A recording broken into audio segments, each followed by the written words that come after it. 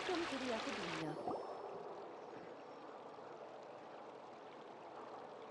Hey there! Excuse us, but is Sino at the Academia? You two look familiar. Are you friends of Mahamatra Sino? I'm afraid he's out on a mission right now. But if you'd like, I can pass whatever message you might have on to him. We ran into this guy by the gates, and he seems really eager to speak with Amatra. It sounds like something urgent. Oh? If you don't mind, why don't you tell me about it first? Siraj. Siraj. That name sounds familiar. Isn't he a Vahumana researcher? Vahumana researcher? Yes, one of their most renowned, in fact. I hear he's as daring as he is intelligent. There are rumors he'll become Vahumana's next sage. But please continue, good sir. What about Siraj? I want to report him for conducting a dangerous experiment. He kidnapped me, tied me up, and took me to that horrible cave. Experimental equipment everywhere. I ran as fast as I could, a little slower, and he would have caught me. There's no rush. Please, take your time. What kind of experiments was he conducting? Where is this cave? I don't remember. Huh? You can't remember? All I remember is Siraj walking towards me, and then my head started feeling weird. It's like a nightmare that I can't recall. I just know that that place is dangerous, and that they must be stopped. Oh, I heard they conduct business in the tavern. We have to hurry. Even if what you say is... All right. I'll have some of my colleagues look into Siraj. But before that, I would like to administer the Matra lie detector test. You think I'm lying? Please don't take it the wrong way. This is just standard protocol. Sorry, but can you two wait out here a little while? We'll be back soon.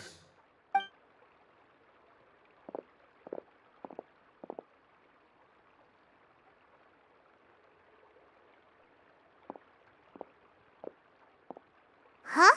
I'll hate them? Let me bring you up to speed. First things first, Ilyas passed the lie detector test. This indicates that what he said is highly credible. As such, we've decided to launch an investigation based on the leads he provided. Per protocol, this matter was reported to Acting Grand Sage Al-Haytham. After hearing about it, he left a message for Mahamatra Sino and then asked to join the investigation. Huh. It's kinda weird for you to be working with the Matra. Is there a special reason? You're overthinking things. My interest was piqued is all. Really? I'm unsurprised you have this much free time. In that case, let's join in as well, shall we, Traveler? It's already against protocol for Acting Grand Sage Al-Haytham to participate in this investigation. As for you two... Oh, never mind. After all, you were the ones who brought Ilyas here. I'll allow you to accompany us, but you have to promise to keep everything confidential. Don't you worry, our lips are sealed. All right, in that case, I'll fill you in on what we know so far. Ilyas claimed that Siraj will be conducting some business with a Kasharawar researcher at the tavern. This is one of his few clear memories. It seems he stumbled upon this information while escaping. Incidentally, Siraj isn't at the Academia right now. He applied for long-term off-site research 1 month ago. It's close to the time that Ilyas had given, so we've decided to head to the tavern and investigate any suspicious persons. That's right. Arav, prepare to head out. You two, do as you will. Oh, come on! We already said that we're coming!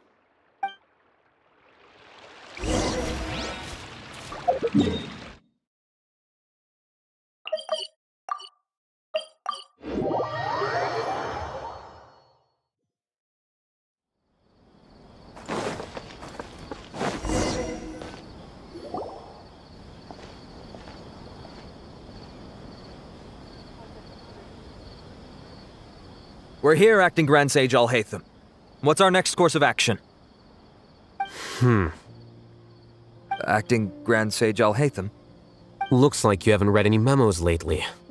The new Academia decree clearly states that even a sage doesn't have the authority to interfere with the Matra's actions during an ongoing investigation. If your superior were here, he wouldn't be asking me what to do. Instead, he'd be telling me to stay out of the way. You're right. Understood. Then please wait here as we lock down the perimeter and search for suspicious persons. Ilyas, please stay here. Acting Grand Sage Alhaitham, I'll have to trouble you with the protection of our primary witness. Sure, though I'd rather he just protect himself.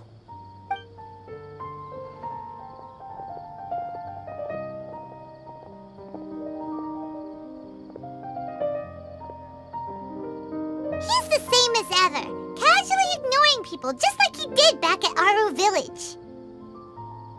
Answering a simplistic question only enables the questioner. Besides, I need him to understand my position clearly. Arav has just as many doubts about my coming along as you do. But unlike you two, he's making this matter more complicated than it is, with his considerations like the acting Grand Sage is trying to seize the Matra's powers. That question was obviously bait. The Matra were once under the influence of the sages, and so were often subject to these bureaucratic traps. The test was strictly unnecessary, though. I hope that our exchange will assure him that I won't interfere with their work this time. Why is this so complicated? This is why I was against becoming the acting Grand Sage from the very first. Titles and rank inevitably make a lot of things more troublesome than usual. Excuse me, Acting Grand Sage Alhaitham. I've had a question on my mind, and I need to know the answer no matter what. Have we met before? No, I have no recollection of ever meeting you. Haha, I thought so too. I probably wouldn't have had anything to do with someone of your caliber. Then why did you ask? Well, for some reason I felt a sense of familiarity when I met you for the first time. Really? A misperception, perhaps. Or... Acting Grand Sage Alhaitham, we've apprehended a suspect. Siraj? No, it's the Ksharawar researcher who has dealings with him. His name is Narendra.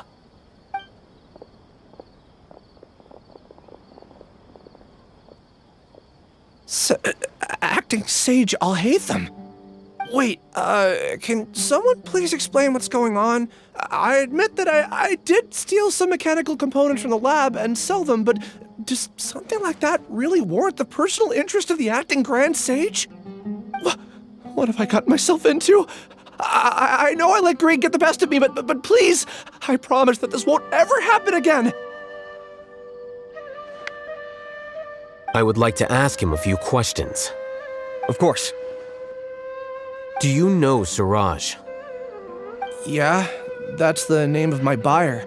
He asked to make the transaction at the tavern, but he never showed up. What were the details of this transaction? He's doing some kind of experiment that seems to require many power generators and electrical components that can only be found in our project. He contacted me in private and said that he'd pay a large sum of Mora if I was willing to put some aside for him, under the pretense of them being defective parts. We had originally agreed to meet at the tavern earlier today to do the trade. I sure didn't expect to get stood up, or run into you all. Perhaps Siraj was aware that Ilyas might leak information, so he intentionally didn't show up. Whatever the case, it seems that this lead ends here. The good news is, regardless of what Siraj was planning, his progress will now be severely hindered by a lack of power generators and electrical components. We still have time to conduct our investigation. Do you have any more questions for the suspect? No, he's all yours.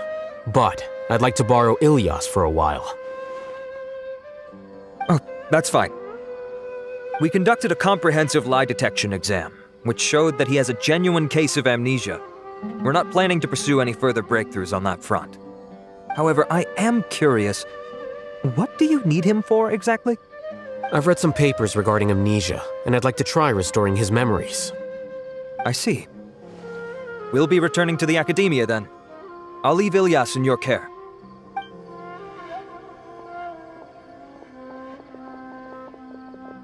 Follow me.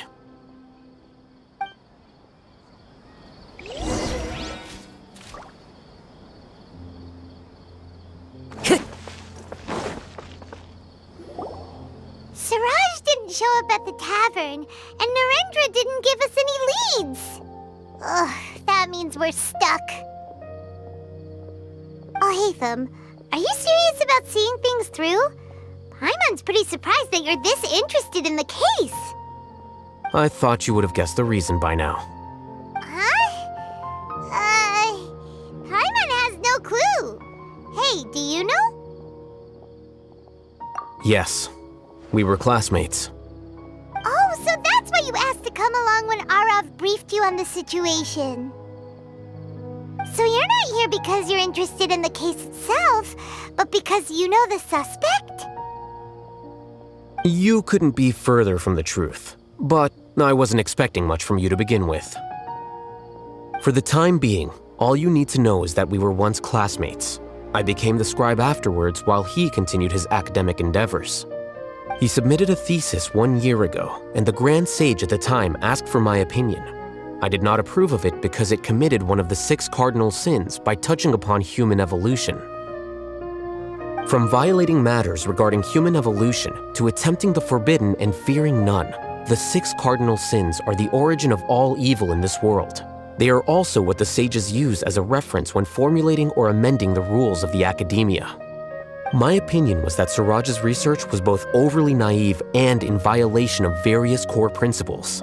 The Grand Sage took some of my suggestions on board and ultimately decided to reject the application. So that's why he's buying energy sources and electrical components. He's most likely trying to circumvent the rules and conduct his experiment in secret. That sounds super suspicious. Oh, we gotta stop him. Ilyas, can you try to remember things again? Maybe something new will pop up. I'm sorry, but I've already tried many times. And no matter how hard I try, it feels like everything in my mind is shrouded in a thick mist. It is possible for a person to subconsciously forget some of their memories as a defense mechanism against extreme stress. However, these memories aren't truly lost, but merely sealed away. They can be restored with the appropriate stimulus. Now, try to recall things you care about.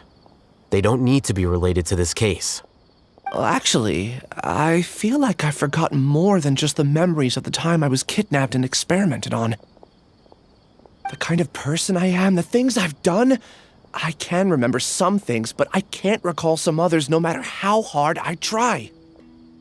But I do vaguely remember that there are 2 things that I have to do no matter what. Do tell. The first is to get my paycheck from the academia and give it to my younger sister in Gandharvaville.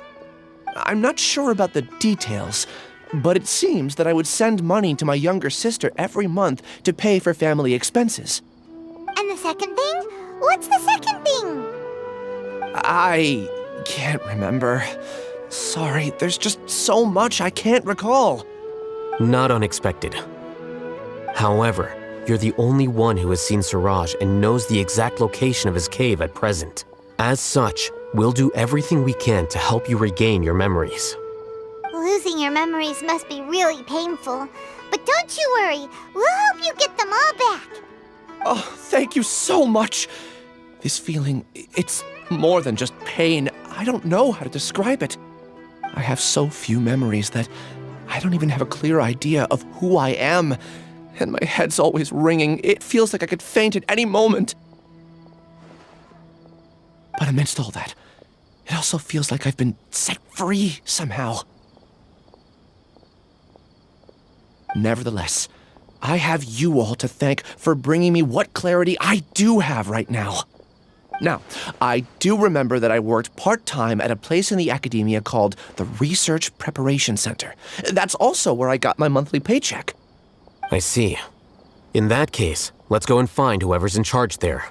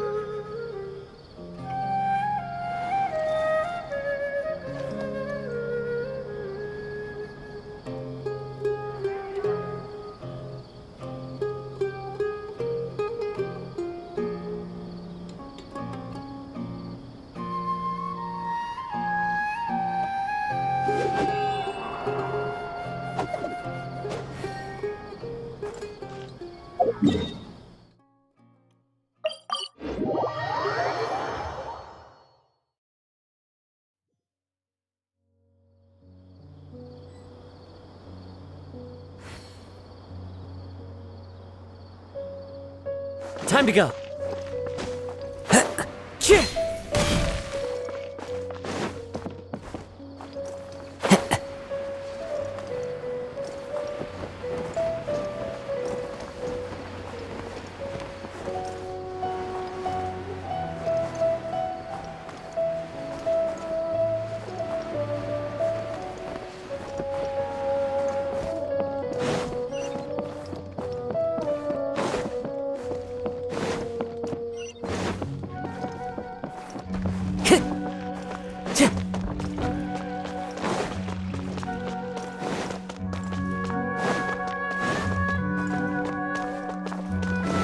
Time to go.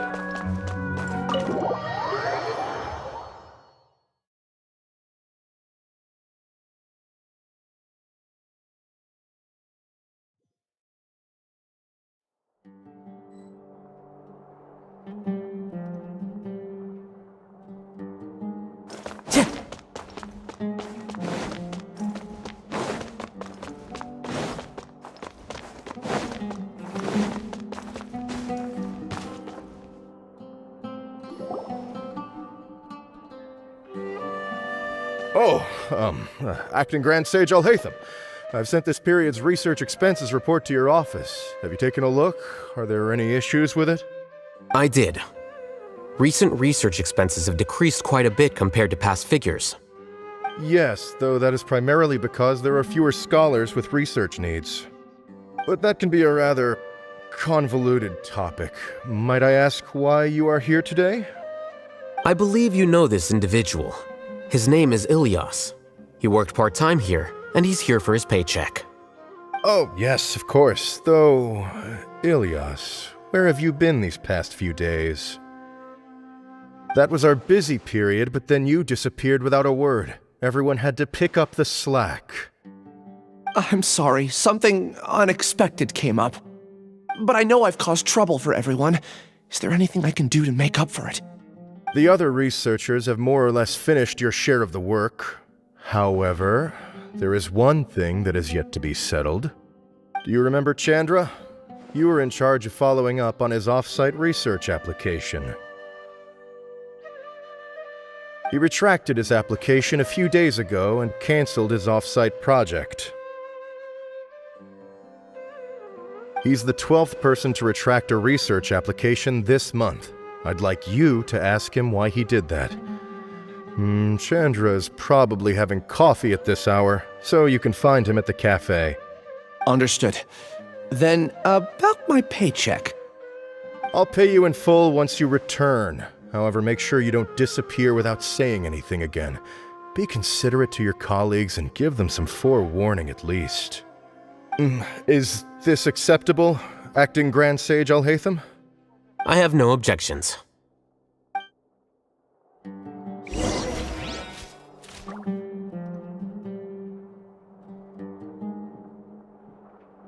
Maybe I'll borrow something to read.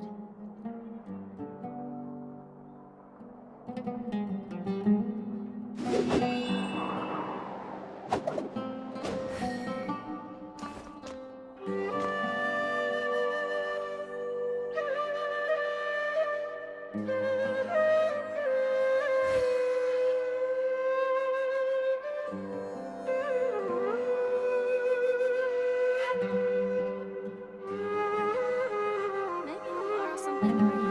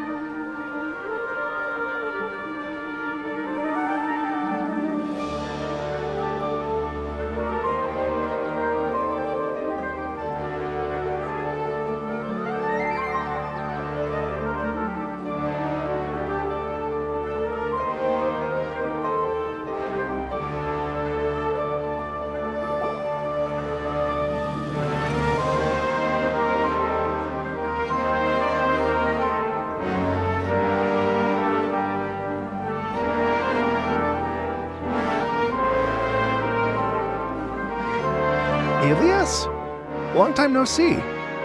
What can I do for you? I heard that you canceled your research project, so I'm just here to ask you why. Oh, that, it's really nothing special. I just don't feel like going anymore. I'm not the only one who canceled, right? I mean, people have had no motivation to conduct research lately, haven't they? No motivation to conduct research? Yeah. Say, who might you be? You look sort of familiar. Oh, don't mind me. Please, continue. Well, with the downfall of the Sages not long ago, many of the projects that they led were put on hold while they were being investigated. With the situation being so volatile, people are picking up random things to do to kill time.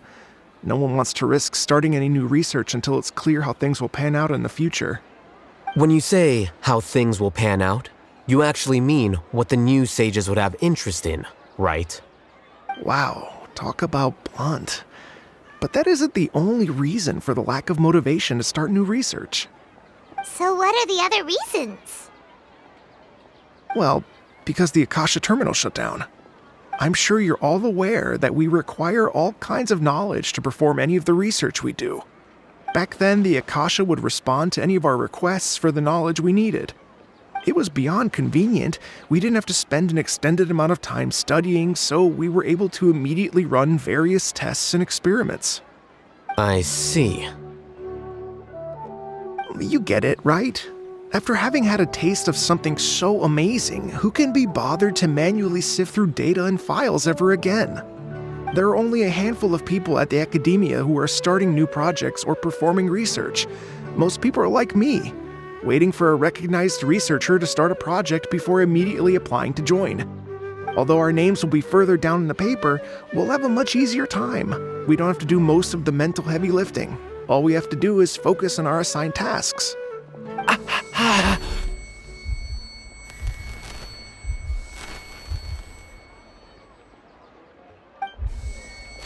Ilyas? What's wrong? My head, it hurts.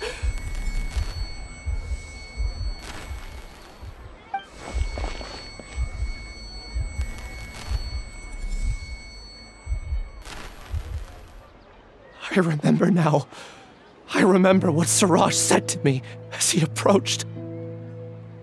You will become Siraj number 36. Fuse yourself with a consciousness under my control. Think only in accordance with a set module, like a worker bee in a beehive. Paimon doesn't get it. What does that even mean? It's what Siraj was researching and the topic of the thesis he had submitted.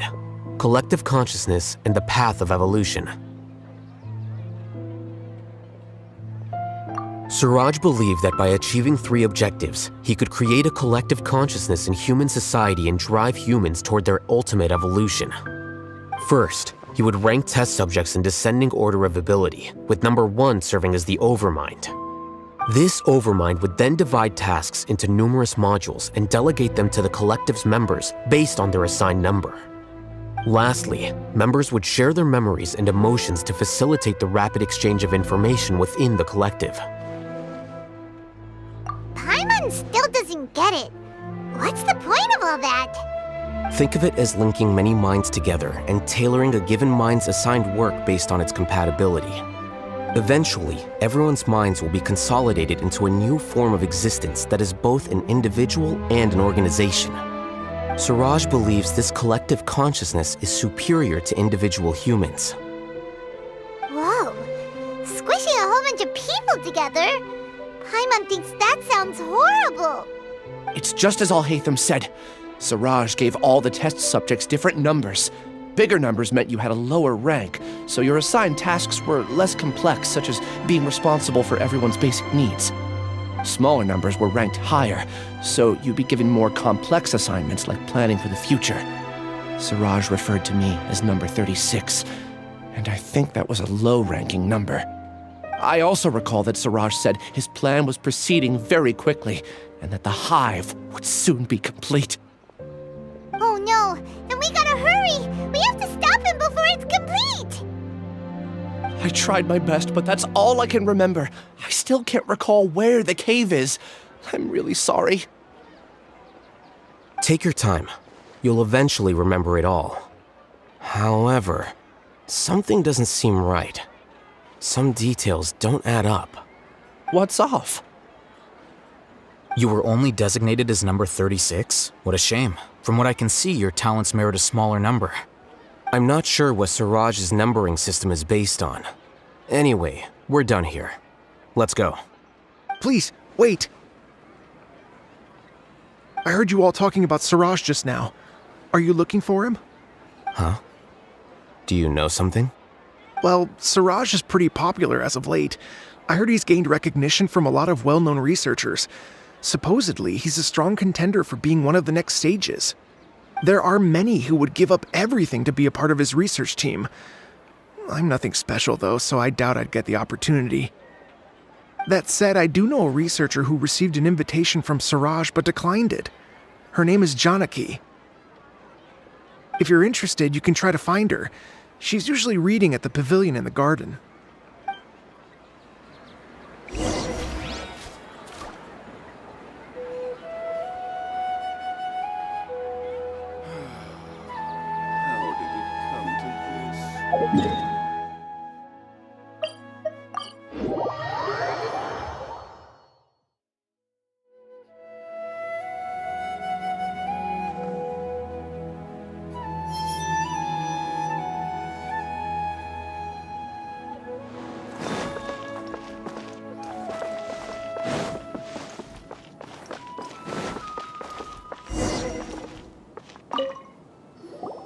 Are you EmonaKiri? We'd like to ask you a couple of things about Siraj. Ilyas? Do you know me? I'm sorry, but I don't recognize you. Are you playing dumb with me? No, I'm not. I actually have amnesia, so I've lost a lot of my memories. And? Are you trying to say that I should forgive you just because you've forgotten what you've done? Or are you using the acting grand sage as backup to settle things with me? The two biggest loners teaming up. What a terrible thought. That's enough. There seems to be a dispute between the two of you, but I have no interest in that. I heard that Siraj once invited you to join his project. Is that true? So, what if it is? Siraj did extend an invitation to me, and I was also interested in his project. I think it was about collective consciousness or something. Anyway, he said that I could be number 45. I refused because I thought that rank was too low. No one wants to be placed at the bottom. Certainly not me. Ilyas is number 36, and EmonaKiri was supposed to be number 45. Ugh. Just how many people did Siraj have his eyes on? Tell me, did Siraj tell you how he assigned numbers? Yeah. Remember how the sages took advantage of the Akasha and extracted Yana energy from our heads back then? They left a document that records the amount of Yana energy that the Akasha had extracted from each person. I don't know how Siraj got his hands on that document, but he used it as the basis for his numbering system. I see. He believes that this data can be used to evaluate a person's computing power.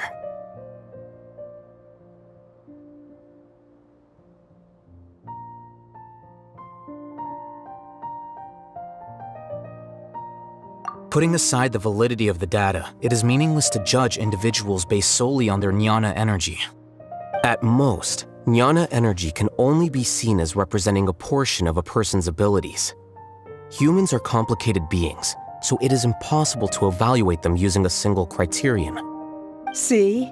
I knew I couldn't have only been ranked as 45. What else do you know about Siraj? That's it. He came to me, I refused, and that was the end of it. Is there anything else you needed? If not, I'm out of here. I've had enough of this eyesore. Please, wait, I still want to know what I did in the past. You really forgot? I swear, I don't remember anything. Paimon can vouch for him. The mantra also said that he truly lost his memories. I see. You know what? It's better this way. I get angry just thinking about it, so I really don't have the patience to fill you in. All you need to know is that you got a lot of people in trouble back then, including me. That's all I have to say. Goodbye.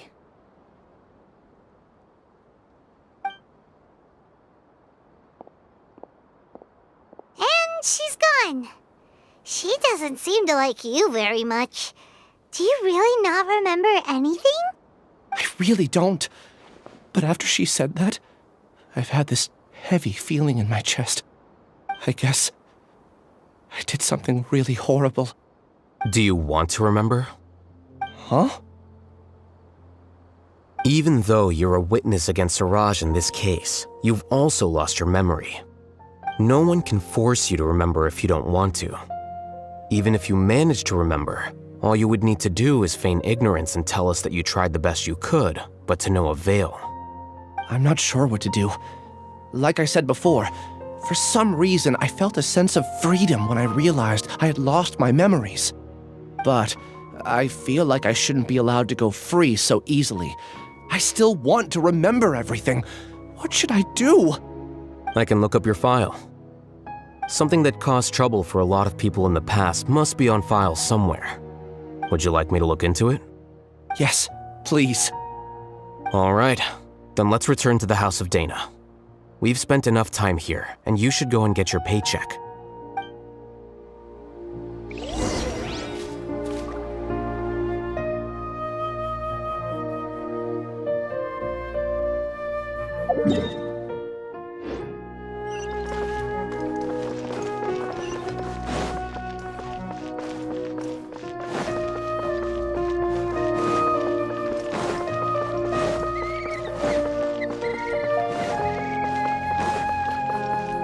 Time to go.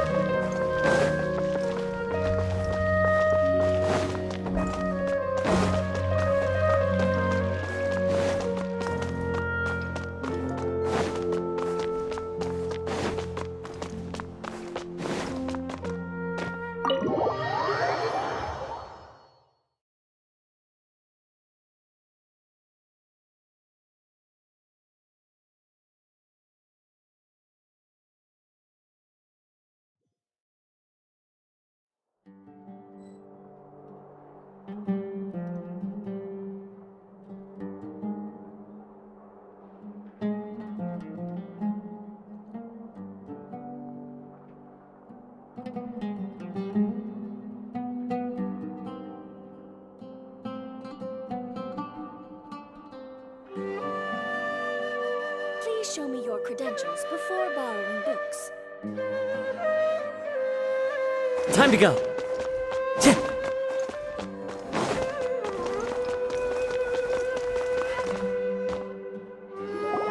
Let's split up for now.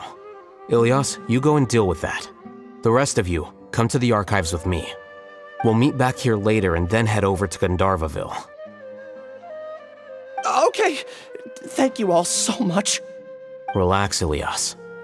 Being nervous accomplishes nothing. That's true. I'm ready. No matter what I've done, I'm ready to face it. I'll also try my best to remember anything else related to Siraj. We'll put an end to all of this. I'm holding you to that. See you later.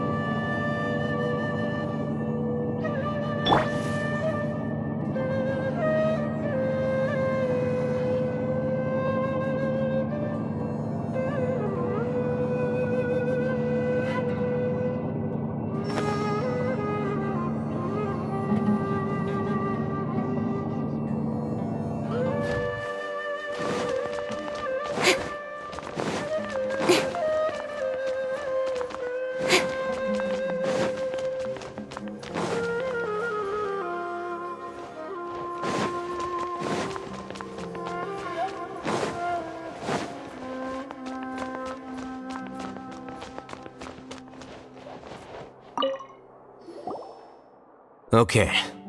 The important files from the last few years should all be here.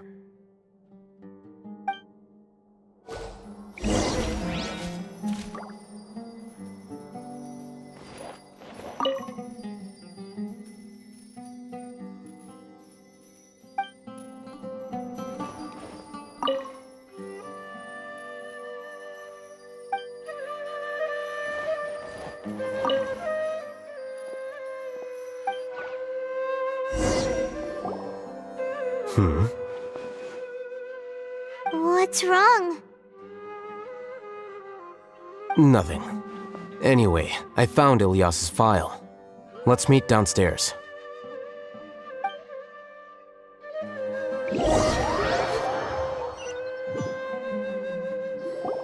What have I done?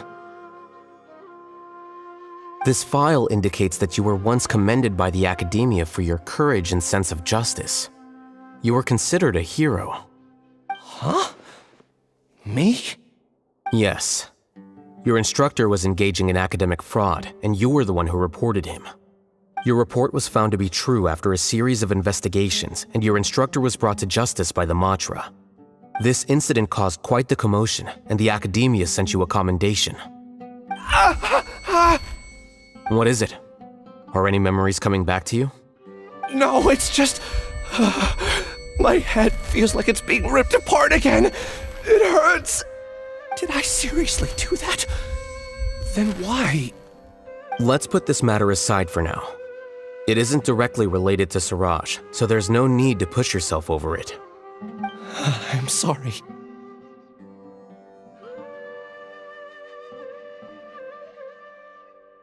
That should have been something good to hear, but my body is instinctively rejecting it. I feel like I'll black out if I try to remember. Take it slow. Recovering memories is no easy task, especially when it involves memories that you don't want to remember. Just do what you think is right. Thank you. I'm not sure how you're so calm and composed all the time, but it does make me feel more confident about the situation I'm in. Let's head to Gandharvaville and deliver Ilyas's paycheck to his sister. Come on!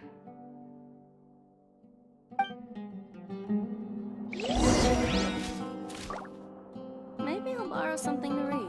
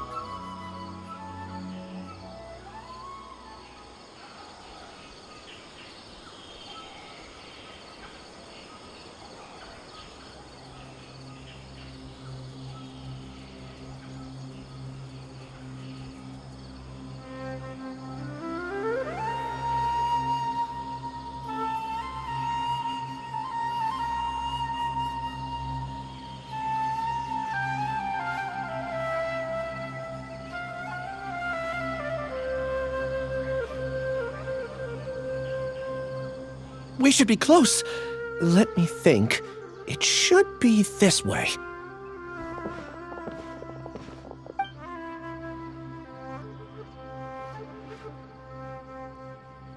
Ilias, what are you doing back here?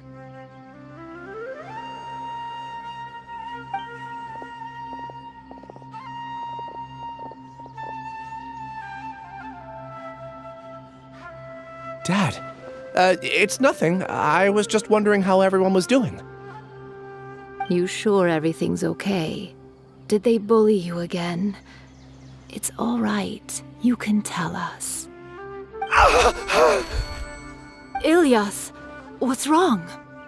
I'm fine. Just a minor headache. I haven't been getting much rest lately. Back then, I told you not to be a hero. Look how things turned out. I can't imagine how things are going for you at the academia. We've even been receiving threat letters. You don't have to force yourself to stay at the academia. You can always come back home. I'm all right. I just need a little rest. Ilias doesn't seem like he wants them to know that he has amnesia.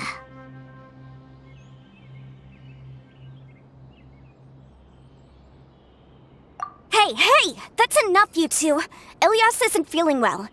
You can keep nagging him once we get home. Ilias, let's find somewhere to talk. So, how's your headache? It's much better now. Oh, here. It's this month's paycheck. How's everything at home? Same old, same old. It's just that everyone's worried about you. Don't mind their nagging. Deep down, they know that you did the right thing. It's just that after hearing a lot of bad rumors about you and seeing all the threatening letters, well, they're mom and dad. Maybe they just want you to conform a bit more. Conform. Yeah. You don't remember? After the incident, you... Ilias? What's wrong? Ah, I see. I remember now. Don't worry, I remember now. You're acting a little weird today, you know? Anyway, I understand your decision. But Mom, Dad, and I just want you to be happy. I don't care if you're a hero or not. I just want you to enjoy life and relax more. Your understanding is a great comfort to him. Is it? That's good. Are you a friend of his? More so these two. My name is Al-Haytham, and this is the Traveler in Paimon. Oh, that rings a bell. At any rate, I feel more at ease knowing that my brother has friends. Would you like to join us for dinner? I just happened to buy some extra food. Sorry, but I still have things I need to take care of. Well, that's a shame. Okay, I'll get going then. Take care of yourself, Ilias. Don't worry. I won't do anything to make you guys worry again. You remember now? Yes, I do. Thanks for that. You know, you don't seem like such a bad person. Is that your way of conveying gratitude? Oh, my apologies. But I meant every word. Remember when I asked at the tavern if we had ever met? I said that there was a sense of familiarity, but what I really meant was a sense of loathing. Loathing? Yeah, but having spent some time with you, I realized that you're not someone I dislike to that extent.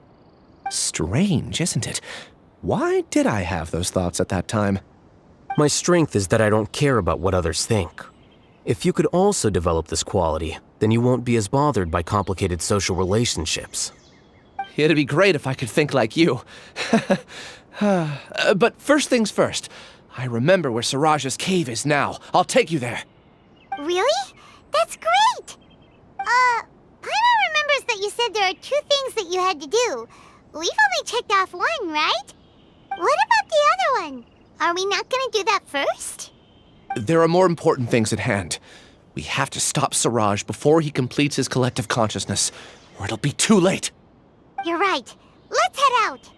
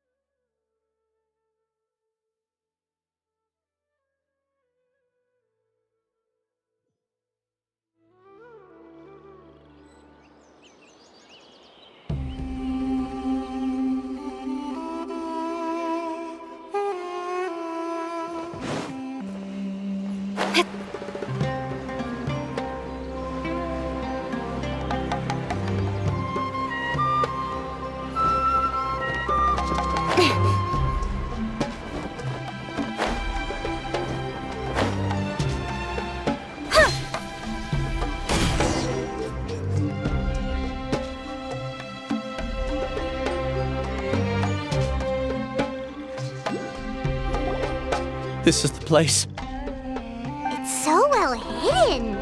But there's nothing spooky about it. Let's go inside and take a look.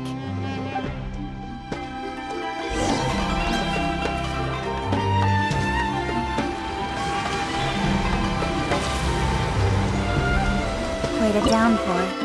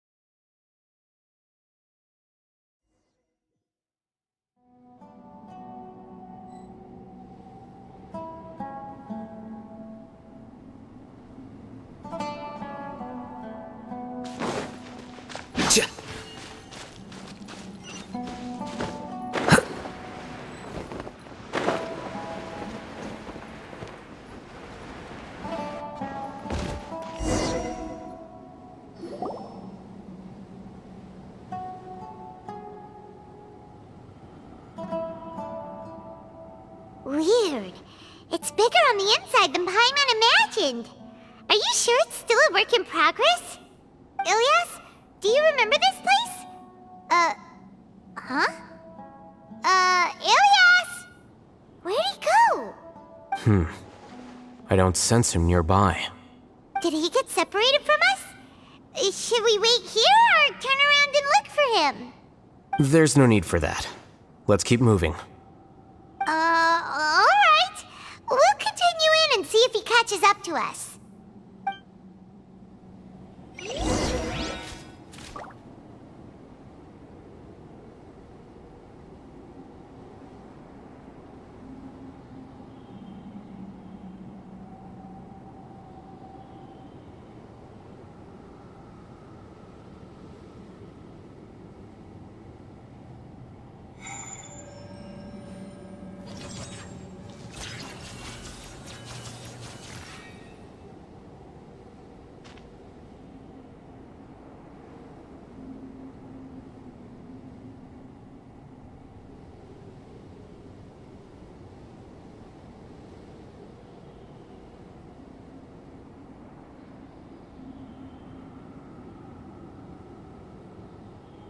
The scribe's work is simple, which is exactly why I took the position.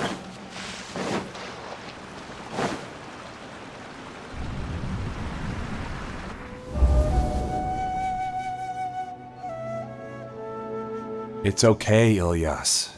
You've done more than enough for me already. I don't understand. Everyone knows that Johnny is stealing your research. Why is no one willing to go public with the truth? He shamelessly used your thesis to send in a project application, and whenever the project hits a wall, he asks you for help. Everyone knows what's going on. Do you know how many people are working on that project? If Johnny was kicked out because of academic fraud, that'd be the end of the project. Too many people would be affected. But he's obviously taking advantage of you! He throws you the hardest work, and after you're done pulling all-nighters, he struts around with your research data and takes credit for it. That's not right! Why are you putting up with this? A lot of people warn me to not say anything, and I think they have a point. This is just how things are. All I want is to graduate without any problems. It's okay. He's at least paying me. Half a year of your time and effort, countless all-nighters, and casual threats and insults, all for a measly 20,000 mora? He's treating people like cattle. Enough. It's fine. I just need to suck it up and get it done.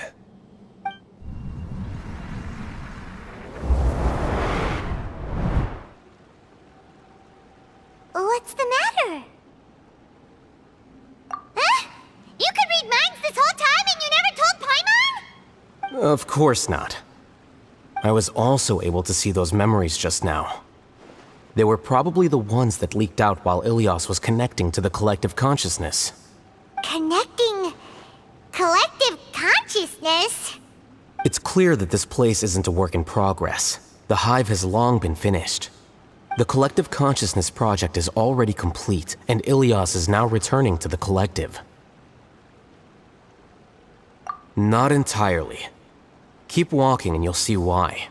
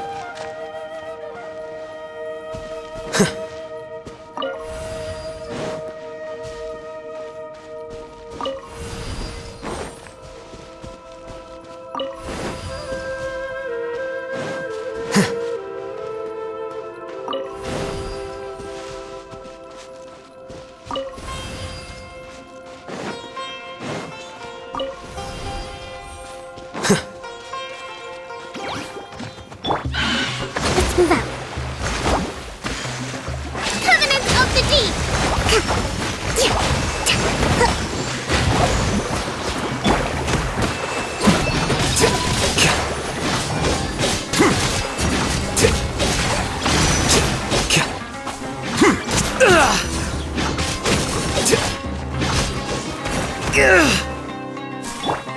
Rest and rebuild!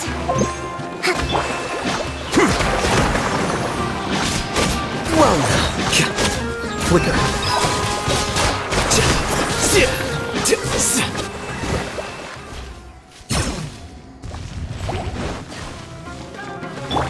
Make yourselves at home! Hey! Scatter!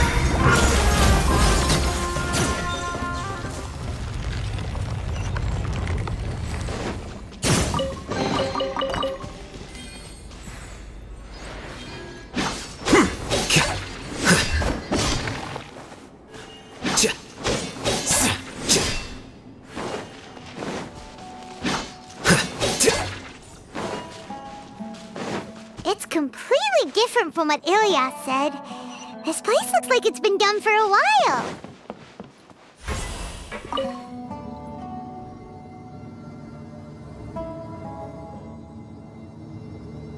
Contributing to the collective by only thinking to your strengths.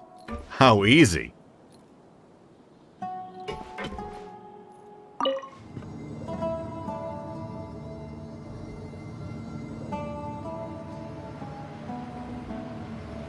I'll hate them.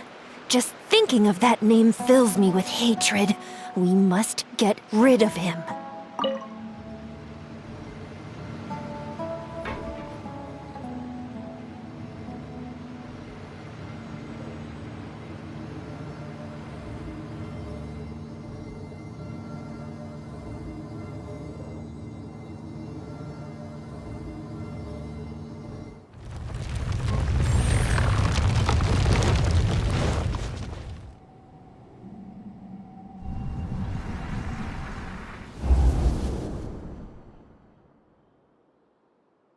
An entire year's worth of work down the drain. And for what? Your reputation? Do you have any idea how many people you've brought down? You could have played hero any time, so why couldn't you have waited until the project was complete? I don't understand what you guys are saying. Are you saying you don't care that Raju jumped to his death? It's a shame. What happened to him? I thought he was stronger than that. Everyone has been working hard to complete the project. He could have endured for a bit longer, but he chose now, of all times, to... In any case, we're done with you. Because of your recklessness, the Matra are putting Johnny on trial. This project is done for. None of this affects you at all. But do you know how many people, myself included, needed this project to complete their studies? Now our futures are up in the air. If worst comes to pass, we might not be able to graduate.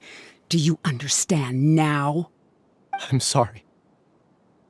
There's no need for an apology. It's not like I'll accept it anyway. You'll pay for this.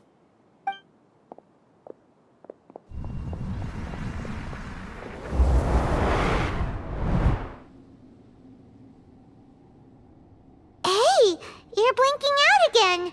What did you see this time? Don't jump to conclusions just yet. Save your words for when we see him.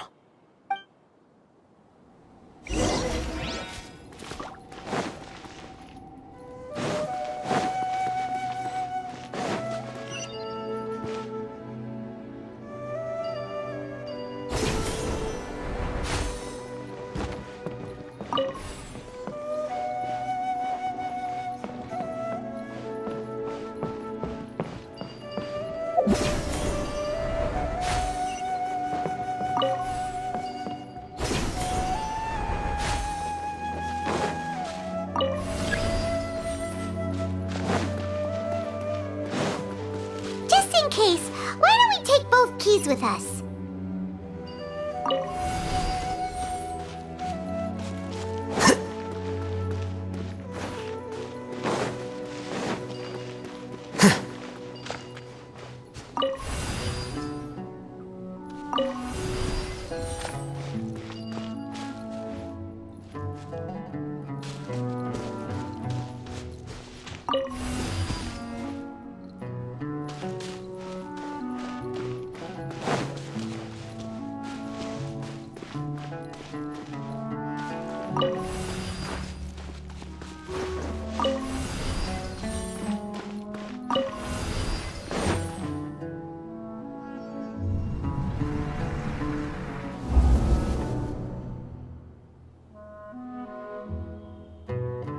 Alias, this is all very strange.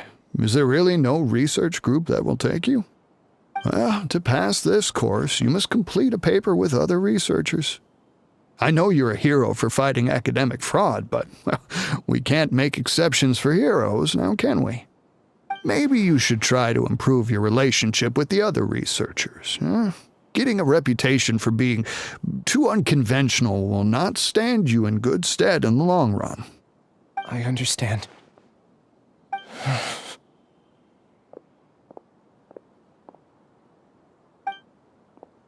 You seem troubled. Who are you? Where are my manners?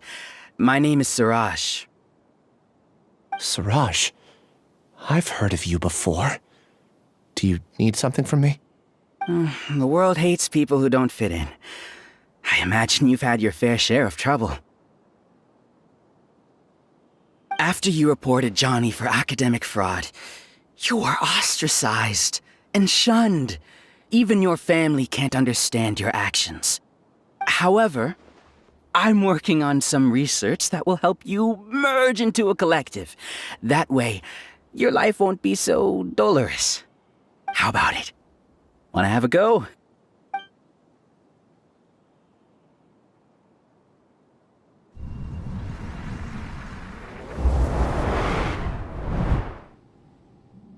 What did you see?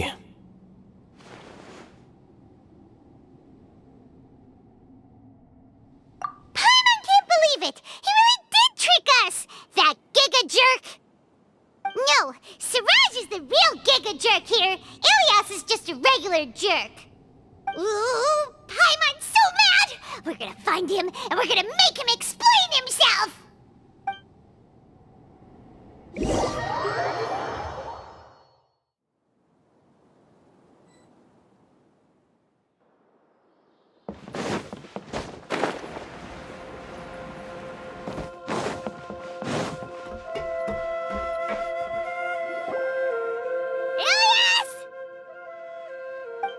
You've come. I intentionally slowed my integration into the collective consciousness because I wanted to see you one last time as Ilias. And I wanted to apologize to you as him. It was only at Gandharvaville that the second thing I must do occurred to me. Bring you all here. To throw off the Matra and bring Alhaitham to the hive. That was my task as Siraj number 36. You were already Siraj number 36? But you passed the Matra's lie detector test! Yes, I truly did forget many things during that time, even my identity and assigned responsibilities. However, it's not that I got scared and forgot. I chose to delete those memories. It's difficult to fool Alhaitham, so I had to create the perfect guise for myself. And the best guise is when you believe your own lies. Correct.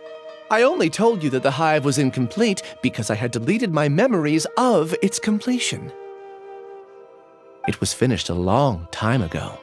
Before I left, I was already living as number 36.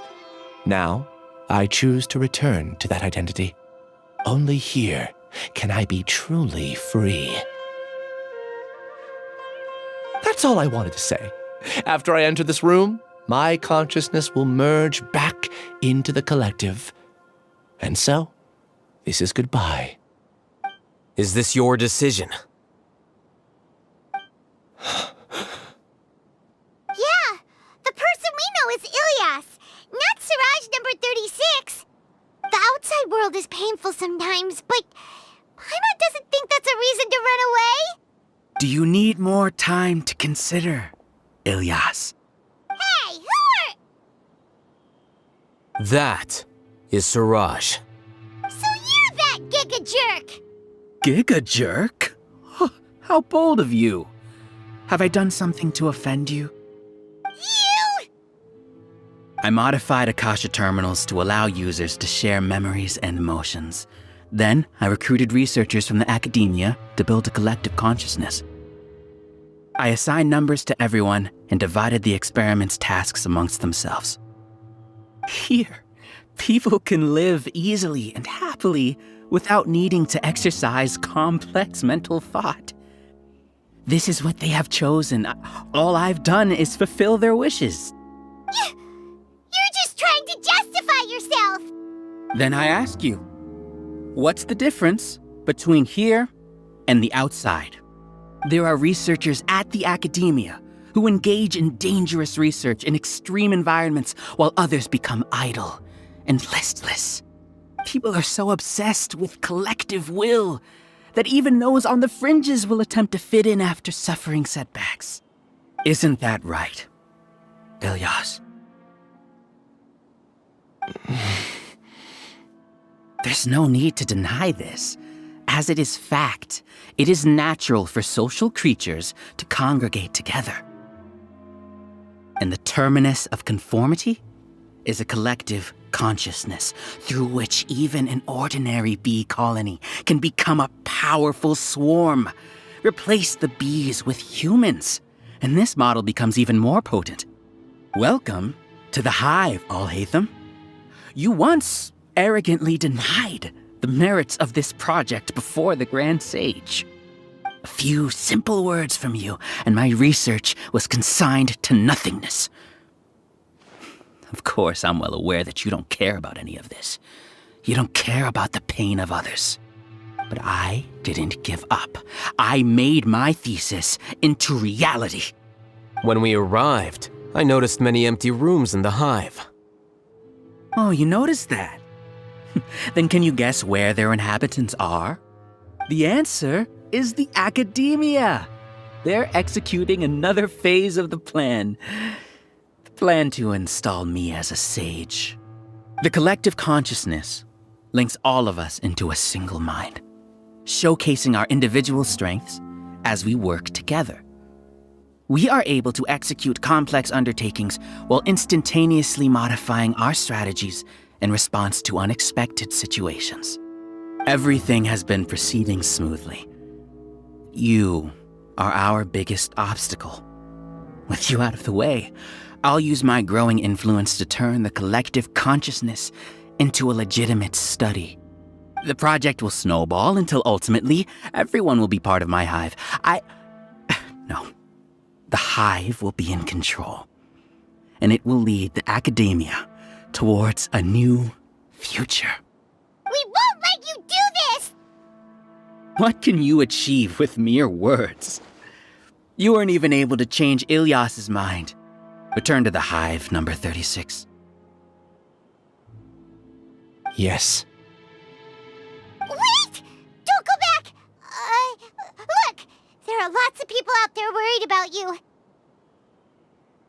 And you aren't an outcast. Aren't we your friends? That's easy for you to say, given that you're travelers. Will you two continue to stay at the academia? When you leave, tragedy will repeat itself. Return, number 36. You know as well as I do that comforting words don't make life any easier. Ilyas? Why? You two are just as arrogant as all Hatham. You think that everyone should be like you and live according to their own truths. But you don't realize that most people simply want easy lives. I allowed number 36 to leave the hive without his memories only because I knew he would eventually return. This proves that I know more about human nature than you do. Al-Haytham, do say a word or two. I will consider them as your last. I made those words quite clear a year ago. The model you presented was extremely unstable. No amount of garish packaging will change its fragile nature. It can't be helped. If you were clever enough to realize those problems, then you would have been aware that the hive changed when Ilyas returned to this collective consciousness of yours. What? What's happening? The collective needs motivation to execute its plans, just as machinery requires energy to operate. That's why you, as the Overmind, synchronized your hatred of me into the collective, prompting them to create and execute a plan to eliminate me. However, when Ilyas returned to the collective, his memories and emotions were shared with the rest of its members. This includes his perception of me. Thanks for that. You know, you don't seem like such a bad person. Strange, isn't it? Why did I have those thoughts at that time? This contradicts the hatred you had provided them, and these two differing emotions will give rise to new conflict. So that's it! Wait, so you knew that Ilyas would return to the hive? And then you pretended to keep him around just to fool Siraj! Wouldn't expect any less from you, Al-Haytham. Once the collective consciousness bugs out, we'll take that opportunity to... wait. It's back to normal already. Al-Haytham, I told you. You're too arrogant. Did you really think that your little scheme would be enough to destabilize the hive? Ilyas's return had indeed introduced abnormal emotions into the hive, but such a meager drop cannot give rise to waves. Your struggle has been in vain, and it's time to end it. Allow me to show you what makes the collective consciousness so formidable. So many monsters. Where did they come from? And something feels off about them. I also integrated monsters into the collective, though I ranked them last. Even so, they are part of it. Despite their lack of intelligence, perfect cooperation can be achieved, much like soldiers who have undergone strict training. Now then, drown in endless waves of monsters. You will all pay for your ceaseless arrogance. Hey, Haytham? Your plan didn't work, so what do we do now? I've already sent my gift to the collective. It'll take some time for the recipient to receive it. You two just need to brace yourselves for the nuisance in front of us. Well, alright. Paimon doesn't know how you get so confident, but we'll hold them off for as long as we can!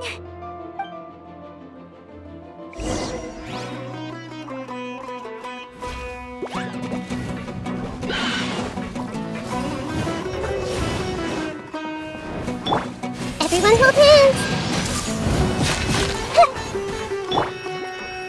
Let's move out. Here you are.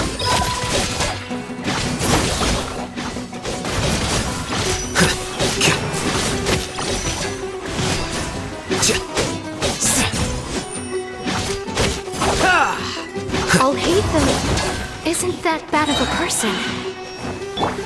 But it has to be done. He must be eliminated so that we can evolve.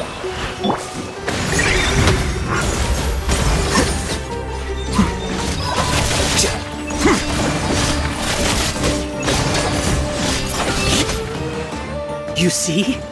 That is the will of the collective. Even with the hatred gone, they continue their work. An external anomaly cannot shake the collective's stability.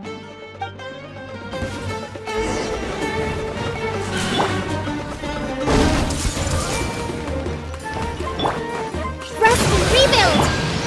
Here you are.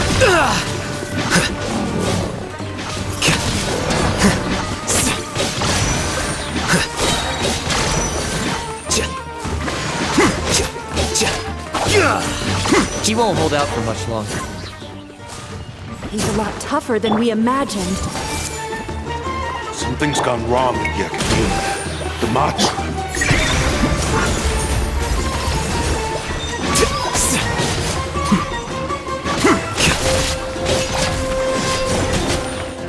What's going on? What's with this sudden influx of information? Silence! As the Overmind, I command you!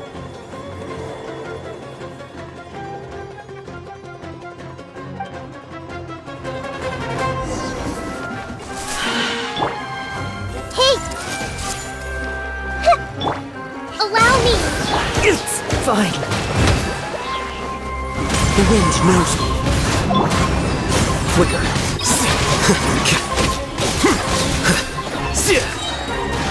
A process of elimination. How is that possible? Why hasn't it been resolved yet?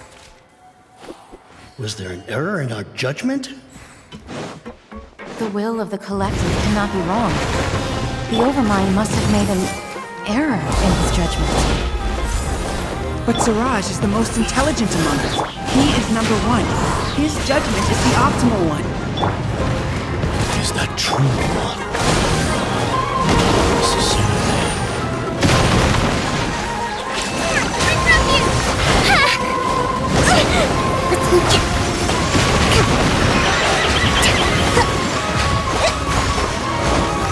Cut to the chase! Speed of light!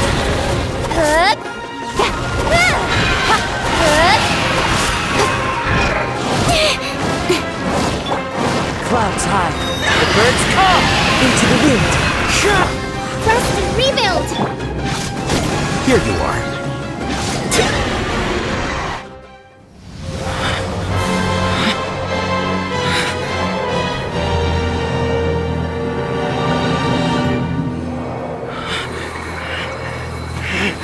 What have you done? Calm down. Don't you have an easy way to figure this out?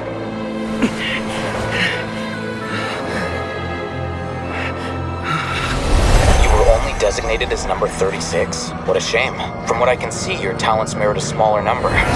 Putting aside the validity of the data, it is meaningless to judge individuals based solely on their jnana energy.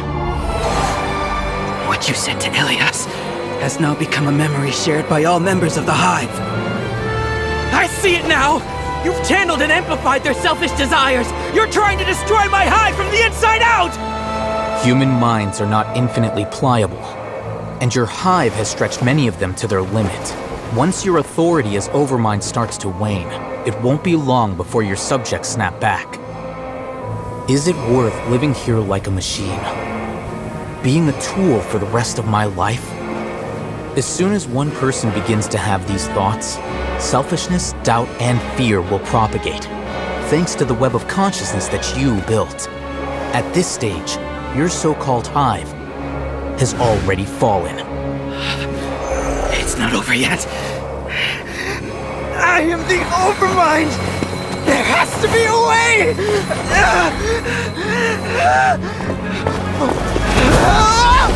It's too late. Once the desires of the hive accumulate, beyond a certain threshold, they will kill their king. I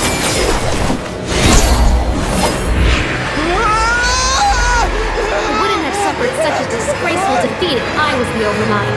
My numbers shouldn't be so far down in the list! Siraj is a liar! This isn't what we agreed to! I should be the one in your position!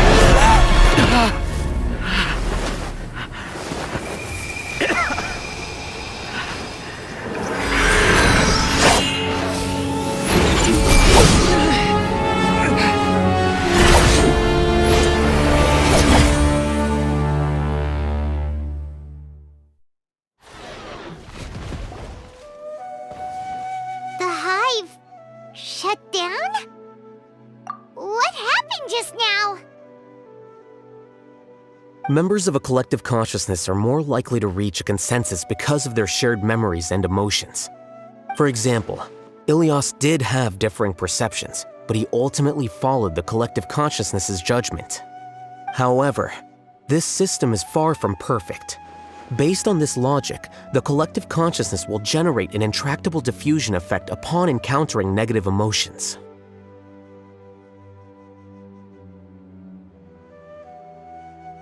The disturbance that Ilias caused wasn't for naught. It made the collective question the Overmind. Setbacks in the plan further amplified doubt, which diminishes the Overmind's influence. This inevitably causes the collective to generate negative emotions. Apprehension, disappointment, panic, avarice. These negative emotions can be very well hidden, as humans generally do not share completely transparent channels of communication. But in the hive, where there are no secrets, negativity can spread like a tidal wave. Of course, what I said to Ilias was the trigger for all of this. A few words were enough. Believe in the power of words, Siraj. You were already thinking of a way to destroy the collective consciousness. Even back then, you knew that Ilias was the bait all along. But how did you know? Since when? I knew it from the moment I saw him. Moreover, I never looked down on you. My opinion of you has always been objective. You have a naive view towards the concepts of collective consciousness and human evolution, but you are intelligent and disciplined. You would never let a test subject escape. Mistakes like that are beneath you, and you also won't leave any mistake without a resolution.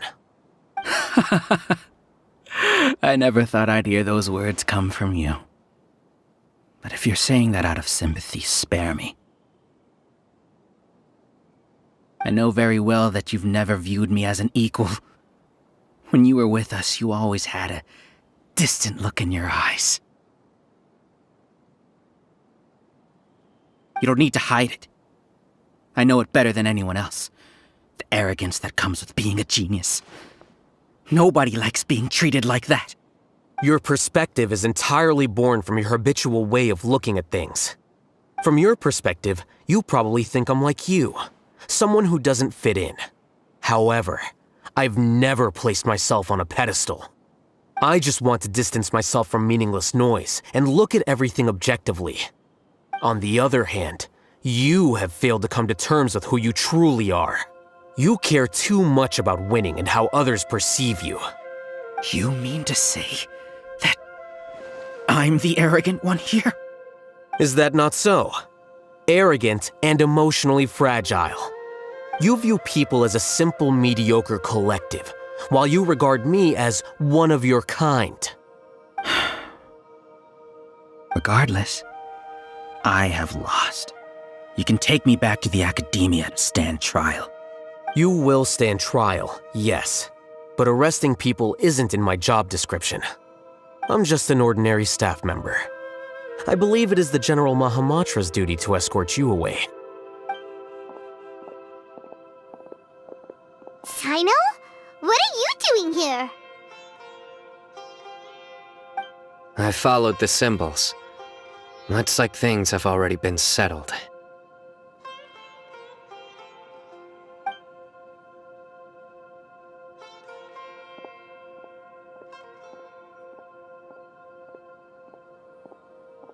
Symbols? I left a similar picture in my letter to him, and I made several similar symbols on the way here. Wait, what do you mean you left a letter? Oh, Paimon remembers! When Paimon first saw you, Arav said that you had left a letter for Sino. So you really did know that something was up with Ilyas from the start! You lied to us too! It'd be best if you didn't spout nonsense. I never employed any mode of trickery on you. By the way, I came across some information at the Academia a few days ago. If you practice the method discussed therein, your vision may improve. Do you need it? Seriously? This guy. By the way, Sino, Paimon heard that Siraj sent more people to the Academia. We can't let those jerks get away! Don't worry. The Matra have started screening suspicious persons, and we've already arrested many of Siraj's associates. This was likely one factor that caused the Hive's consciousness to waver. Everything went as you predicted, Al-Haytham. Good. Seems like the interesting part is already over. I'll leave the arrests to you all. See you.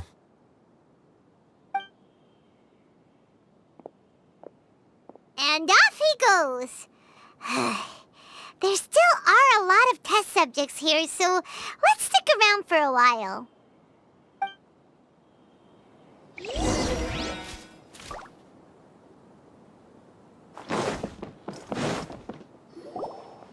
Oh no. Oh no. I was involved in all these plans to get rid of the acting Grand Sage? What came over me? How could I do something like this? We were accomplices without knowing it. But I'm afraid that Al-Haytham might pressure the Matra into giving us heavier sentences. Whether he's the scribe or the acting Grand Sage, we can't afford to offend him. It seems our future at the Academia will be full of uncertainties. We can discuss the future later. Leaving the collective left me with a strange sense of guilt. I didn't feel anything towards Al-Haytham at first, since he wasn't well known. All the opinions I heard about him were negative, though. Siraj made us hate Al-Haytham, and we blindly accepted that hatred and thought of him as a bad person. From how things look, we've done a lot of irrational things. I guess we're getting what we deserve. Could you help us apologize to Al-Haytham? Sure, Paimon will help you tell Al-Haytham, but whether he chooses to forgive you is up to him. It's okay. No matter what he chooses, apologizing will make us feel slightly better. If he chooses to remember this, we're prepared for our punishment. It's time to go. Let's go.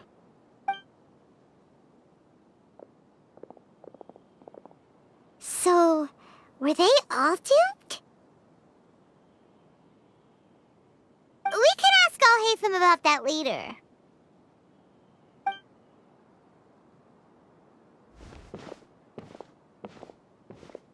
Looks like I can't exist as Siraj number 36.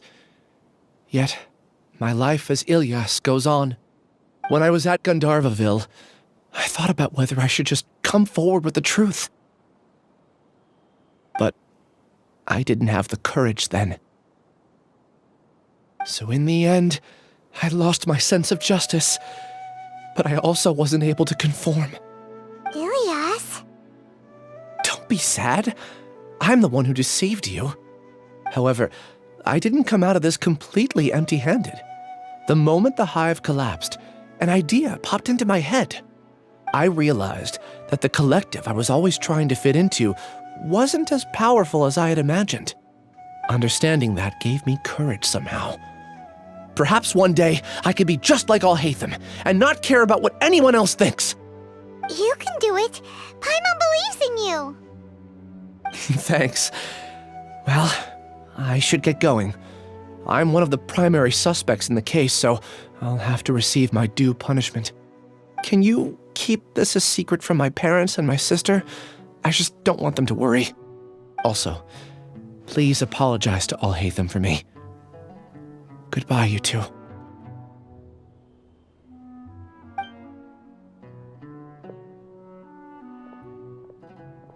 All the test subjects have been taken away.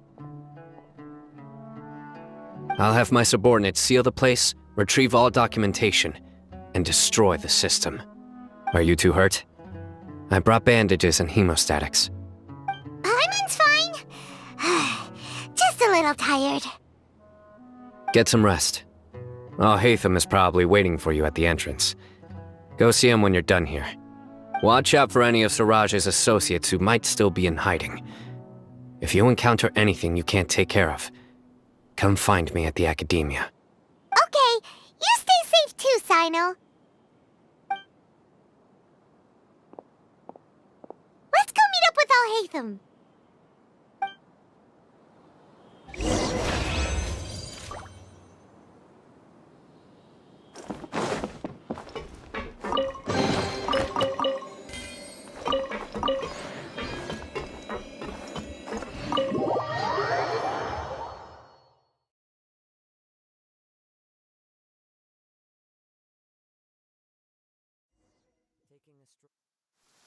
The matter's settled.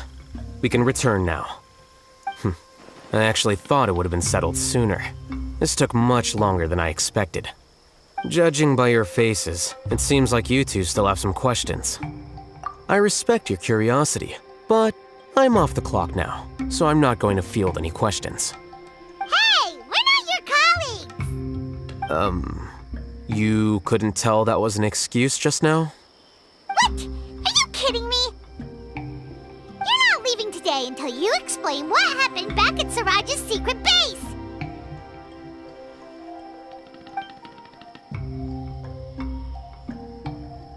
See ya. Hold it right there! Are you done? Your behavior is reminding me of some other people. Stop changing the subject!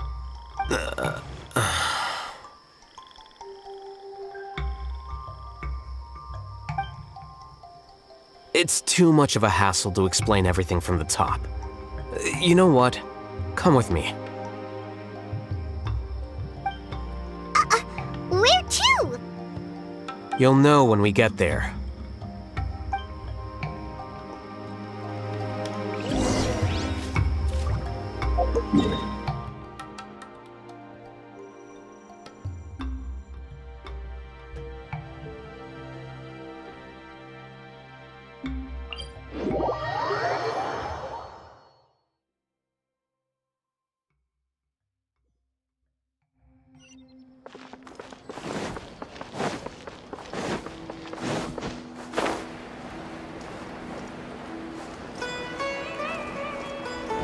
Time to go.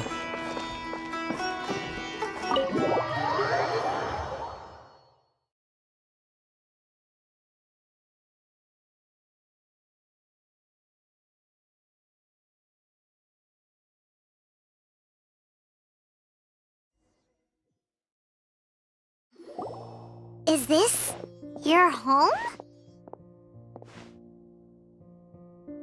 Yes. What's with you all of a sudden? Being all polite and inviting us over?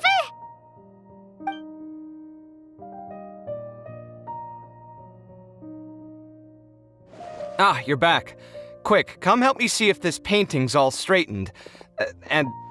Huh? Who are they? Stop making a fuss.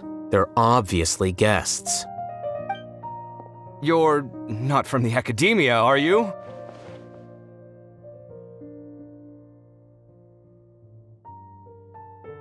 I'm unsure she's seen you before.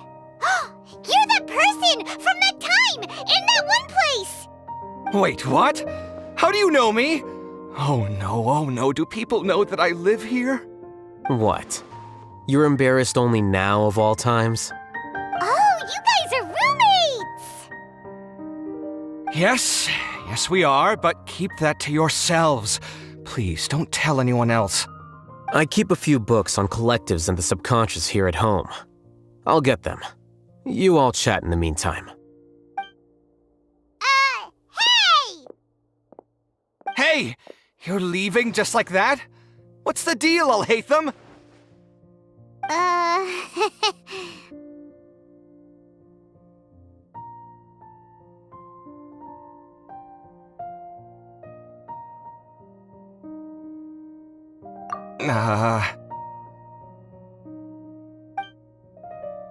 Sorry, I know we've only just met, but I have to ask.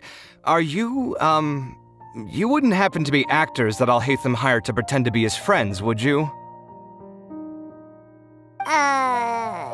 What? Guess not. I've never seen him invite friends home before, so please excuse my surprise. You guys get it, right? You know, with his temperament and stuff. But aren't you friends with him? I wouldn't say friends exactly. Okay, well, we used to be, but we're not anymore. Huh? Don't worry about it. My name is Kaveh.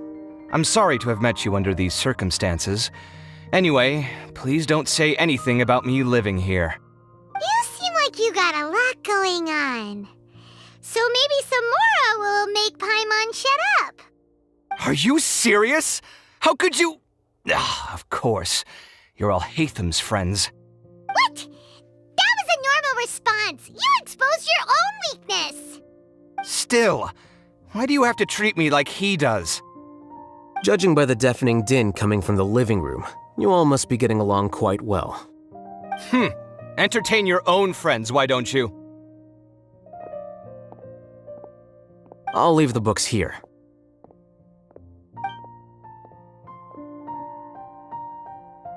Paimon's dizzy from reading. This is way too complicated. Why don't we just ask questions instead? Paimon wants to know, oh, how did you know about the collective consciousness's weakness? A year ago, Siraj presented his thesis to the Grand Sage, who offhandedly asked for my opinion. I actually responded with 2 lines of reasoning. The first, as I've already said, was that his research was on human evolution, a subject prohibited by the academia. The second was that I thought the direction of his research was too extreme, but his approach too conservative. Wait, that's too conservative? He built such a large lab, gathered all those people, and even tried to get rid of you! One way to stabilize a collective consciousness is to remove the test subject's humanity altogether. The optimal solution to achieve collective consciousness is to focus solely on the overmind and treat the other test subjects as tools. That's way too dangerous! You're not seriously considering that, are you? 'Cause, whew. I'm merely stating the facts. If Siraj had done that, I would have felt his work to be just as senseless. It's impossible for any species to evolve overnight, and humans without their humanity cannot be called humans. That's why the academia prohibited research into human evolution. Most research of this kind tends to run contrary to evolution. Huh. Paimon gets it now. Ha! That's rich coming from you. If humans aren't humans without their humanity, then you'll probably evolve into some other species in another decade, I wager. What about you? Are you going to devolve into a fungus? At least I'd be a fungus with empathy. Sorry for eavesdropping, but what happened to you guys? Are you in trouble? Sort of. We encountered a strange researcher that had it out for us. Are you all okay? Huh. So that's how things went. Such is life. If only he'd known, Alhaitham could have stayed indoors today, and the whole thing could have been avoided, right? Plus, he could have helped me with the housework for once. See those books? They've been sitting there waiting for someone to sort through them for an age. If you're not gonna read them, tidy them away. They don't belong there.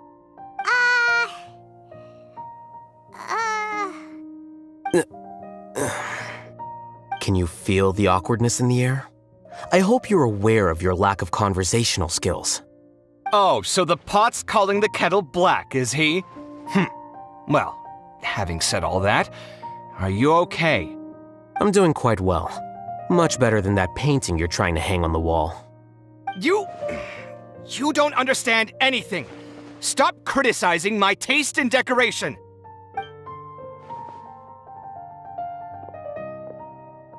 Paimon can't tell which of them is more problematic. Let's just get this over with and leave.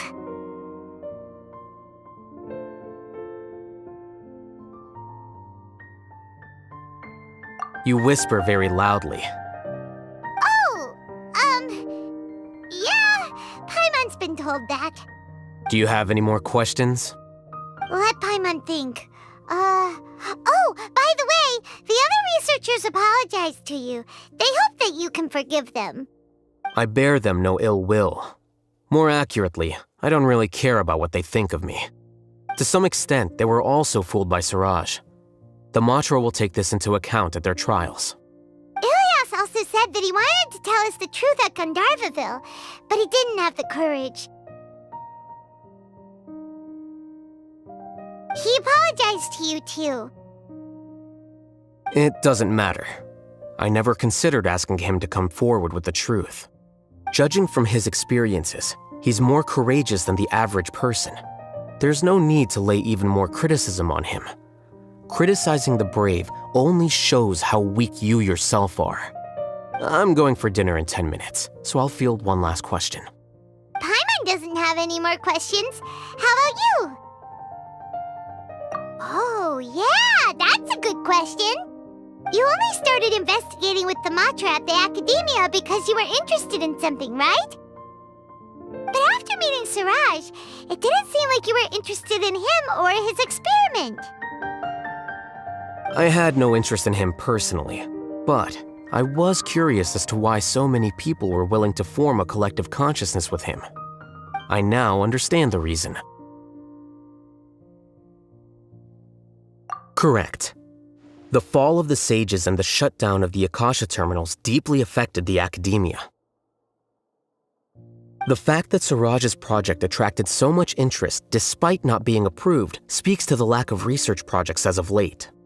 As the acting Grand Sage, I'll have to figure something out. In addition, what happened to Ilias is worth our attention.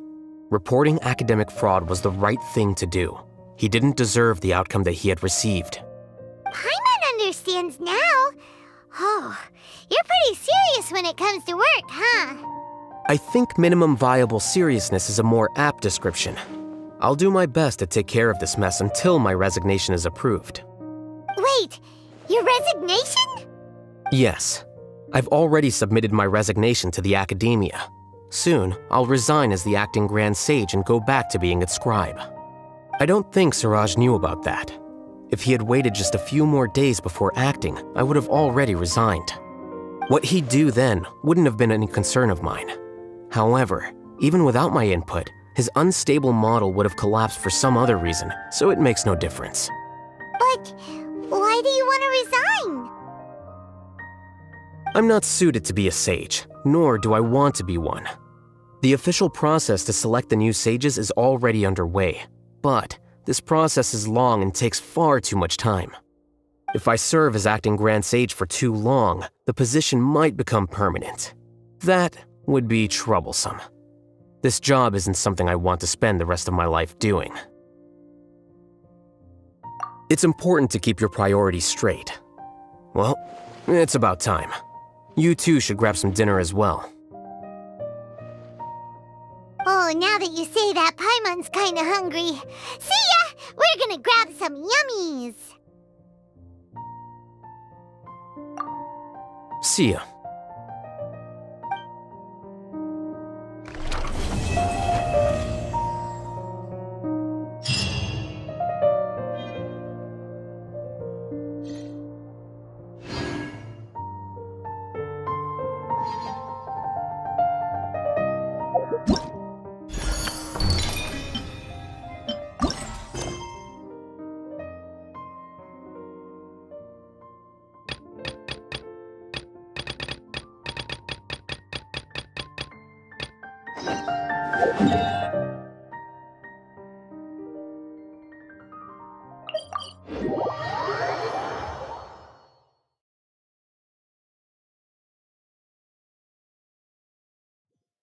Strange. Paimon's heard lots of people talking about this academia extravaganza thing earlier. Wonder what that is. Maybe there'll be fun things to do there. Let's go to the academia and have a look for ourselves.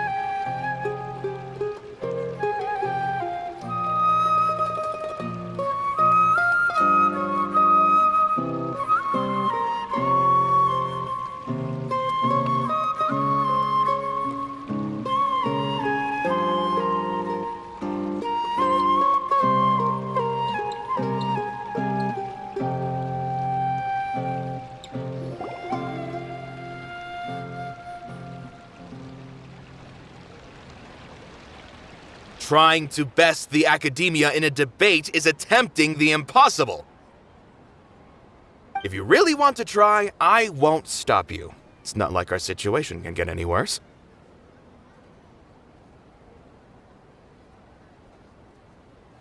I don't think it's entirely hopeless.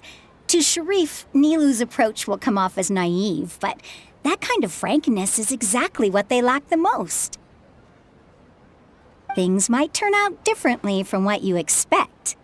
I am in favor of such a romantic feat. No playwright will turn down a compelling underdog story. Sure, in fiction, but I'm not sure how well that will translate to reality. I'm not saying that I don't support you, Nilu. If you need my help, just say the word. Anything is better than just standing aside and watching the theater get demolished. I'm also pitching in. Let's show the academia that we have some fight in us. Thank you, everyone. I feel a lot less nervous with your support.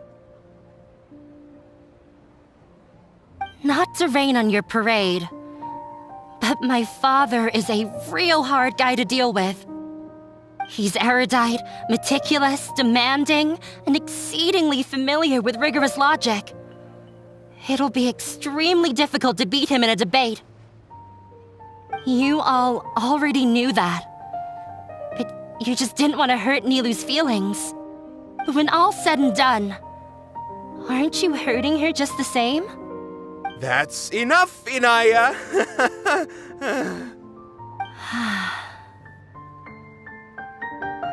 Sorry, I've ruined the mood.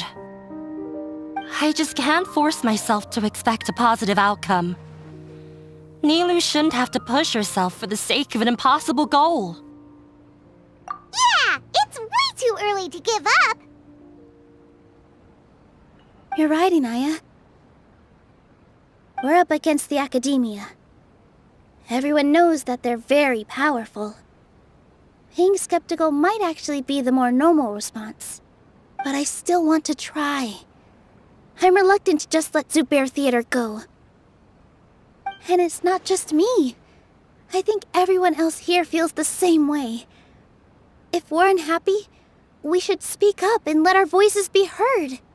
Say what's on your mind, and do what you think should be done. If we fail after that, then at least we won't have any regrets. I mean, after all, the only thing we can control right now is our choice at this very moment. I understand what you're trying to say. I also have my own intense feelings of anger and regret. Then, could I trouble you to tell your father about our plan for a debate? You can still get in touch with your family, right? Yes, I can. Then, please help us pass on my request. I've never participated in a debate, and truth be told, I'm still not really confident in myself. But since we've decided on a debate, I'll do my best to prepare for it. I'll gather everyone's thoughts and let them be known to all during the debate. I, by myself, definitely don't have enough wisdom to beat your father, but what about the entire theater combined? Then we should have a chance, right? Right. That's right, Miss Nilu! Beat the bad guy! Justice will prevail! Make him eat dirt!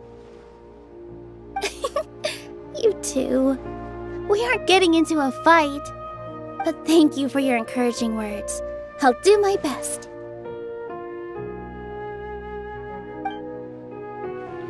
Well said back there, Nilu! I felt that I might have said a bit too much. Anyway, we better start preparing now. First, let's see what everyone thinks about the situation.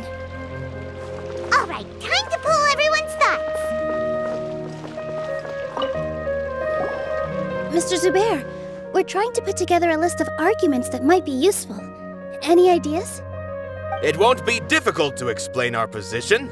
They're in the wrong, and they know it. I have meticulously managed this theater's affairs for years, and I have abided by every procedure and obtained every permit. I did all of that to protect ourselves if something like this were to occur. I didn't expect them to disregard the rules altogether. Yes, I know. But anyone who's staying at the theater is one of us. If I can't even protect the members of the theater from outside pressure, then I have failed in my duty as a manager. In summary, you need sufficient confidence and strict adherence to the rules. At least for now, they don't have the authority to demolish the theater. As long as you double down on that point and force them to concede it, you'll gain an advantage. All right, got it. I've seen many situations like this before. The academia sure likes to get its nose into everyone's business. While you prepare for the debate, I will also prepare the theater for the potential aftermath. It's best to prepare for the worst outcome. Once you're done chatting, do me a favor and tell our customers that we're canceling all of our shows. Do we really have to? Right now, no one's in the right frame of mind to perform. I have to consider both our staff and our customers. This is the only way. Nilu, you are incredible. With your talent and youth, you had the least to lose out of all of us. And yet you were still the first to take a stand. I've never thought about leaving your theater, Mr. Zubair. I truly love this place, and I want to keep dancing here. I also want to keep dancing with everyone else. You're becoming more and more like her. Do your best. We'll do all that we can, and leave the rest to fate. Her? My teacher. She was an excellent dancer, but she's retired now. If we have time later, I'd be happy to tell you more about her. I've gained a whole new level of respect for you. Inaya was right. It's true that I couldn't bear to bring down Nilu. It wasn't out of pity or anything, though. I just felt like I didn't have the right to say anything. After all, Nilu was the one who bravely stepped up and proposed to fight back. I didn't have that kind of courage or initiative. I'd be a terrible person if I spoke badly of Nilu without doing anything to help. She knows better than any of us how difficult this path will be.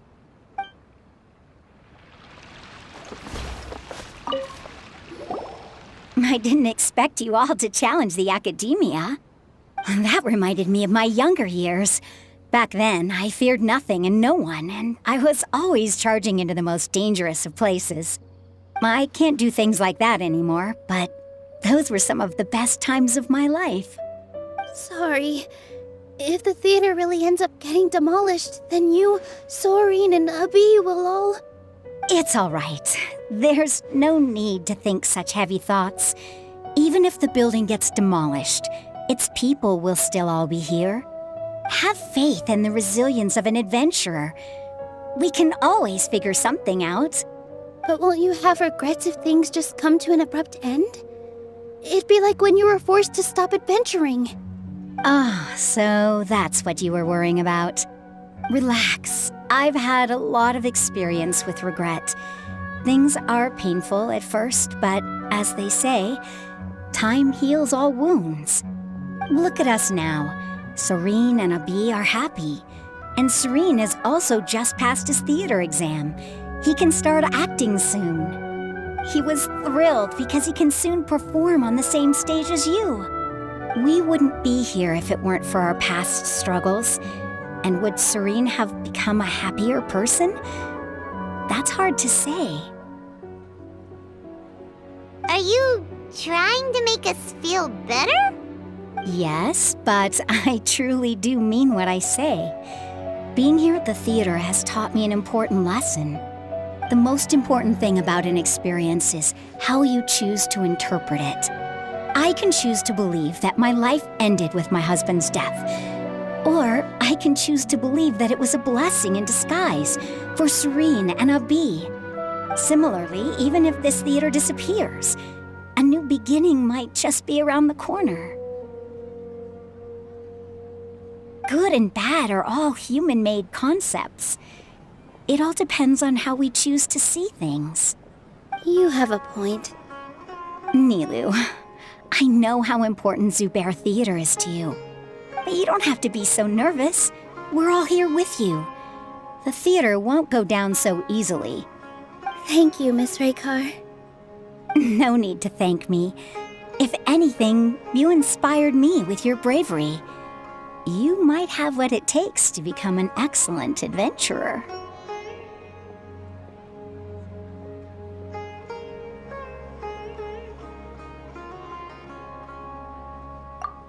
You're too kind. All right, I gotta cheer up. I can't waste everyone's words of encouragement. I feel a lot better. Good. My children and I will be cheering you on at the debate.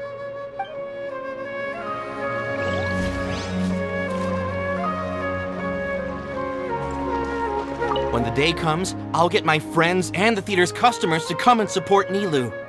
If anything goes wrong, I'll have them scream and shout and drown out whatever Sharif says. I can't do that? Fine, I'll think of something else.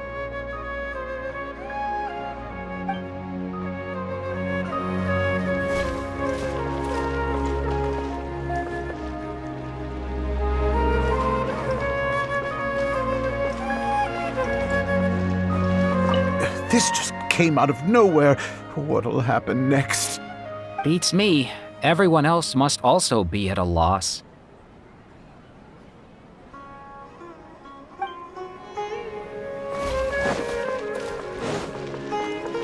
No one is allowed to bully Miss Nilou. Watch out, Mr. Bad Guy! Pow! Bam!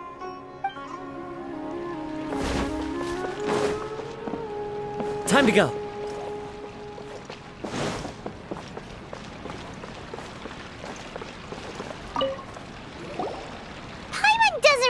To talk to him. So, you've already developed some prejudices against me. And to think, I was just about to put forward a suggestion. Oh, Paimon will listen to that. Although, I know not if you have a new answer to my previous question.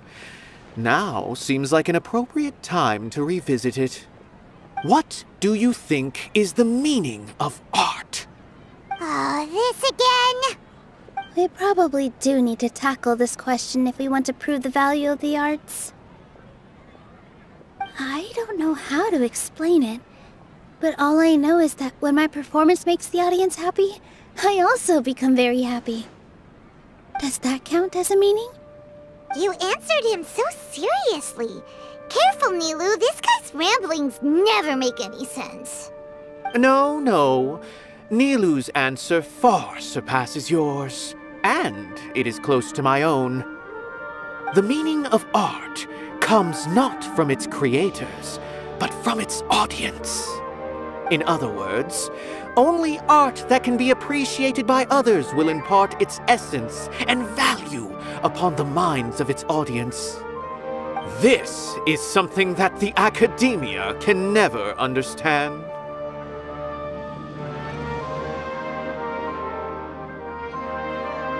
I once pursued the mastery of art, much like how a researcher would chase wisdom and knowledge. However, the more of a connoisseur I became, the less I felt I understood. I began to question what it truly meant for art to be understood at all. I found that I could comprehend even the most complex and sophisticated of works, and yet somehow that provided me with little solace. I remained even perplexed about this conundrum until I visited this theater and watched one of Nilu's performances. It was that life-changing? Everyone here had a joyous part in the overall experience. The actors upon the stage basked in the love of their audience, while those in the house immersed themselves in the wondrous ambiance. In all honesty, from a purely critical point of view, the performances here are exceedingly average. Hey, don't say something like that. But what bewildered me was how, despite the performance's middling quality, they captivated their whole audience. They captivated even me. I realized then that I had walked the wrong road. The mastery of art was never what I truly wanted. I left the so-called frontiers of artistic research and came to this theater, for this is where I can finally find what I seek. Art will no longer be a castle in the sky. Whether it be inspiring or entertaining, art must be appreciated by others to confer value. If art cannot accomplish that, then it is meaningless. When you put it that way... Mr. Zubair and I refused to follow the Academia's orders to change our shows for a similar reason. To put it simply, we were afraid that our shows would lose their meaning if people couldn't understand them. I once stood in the spotlight, but I relinquished fame and acclaim for the freedom I enjoy today. I care not for where my feet may take me next, but Nilu, you need to remember one thing. You already stand upon the finest stage there is, and that is a rare gift that should never be taken for granted. You cannot give it up, not even to the academia. I understand. Thank you for your words of encouragement, Mr. Kasani. Dust the cobwebs away from the eyes of those scholars. You really seem to care a lot about the theater. Once you get to know him, you'll realize that he's actually a big softy at heart. He'll even help out with furniture repair and painting the stage. Wow. Paimon didn't think he had that in him at all.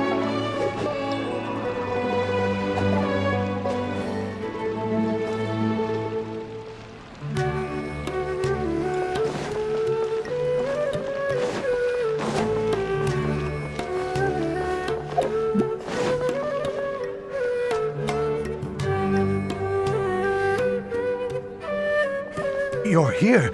Is the theater actually closing? He's been worried sick for a while now. He wouldn't stop talking the whole way back. Hey, you two. What exactly happened? Did someone come down from the academia? Yes. He told us that we have to shut down the theater within 30 days, and that it's going to be demolished. What the heck? That came with no warning.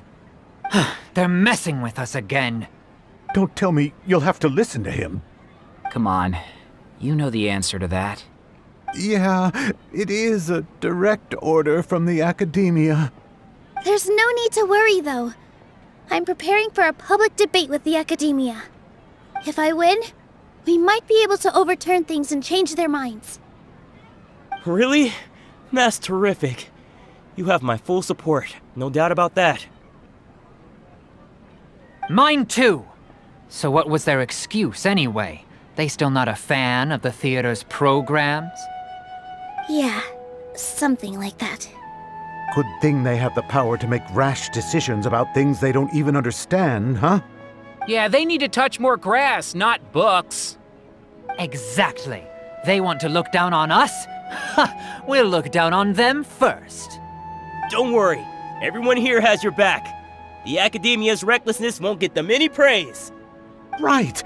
They might think that some forms of knowledge are more valuable than others, but everyone can equally appreciate art.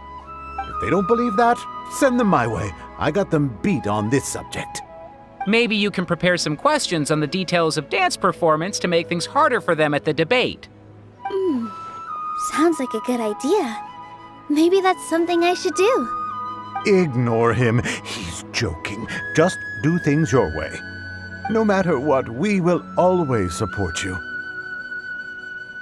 Thank you all so much. Your understanding and support make me feel a lot better. There are always more solutions than problems. If you need help during the debate, just shout and the entire Grand Bazaar will be at your beck and call. Gotta show them who has the people's support.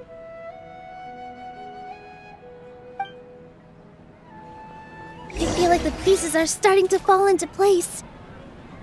Let's head back to the theater and organize our thoughts. Sounds good. Inaya should also be... Abi, have you seen Miss Inaya? No, Miss Nilo. Miss Inaya isn't back yet. Wasn't she just passing on a message? Does she really need this much time?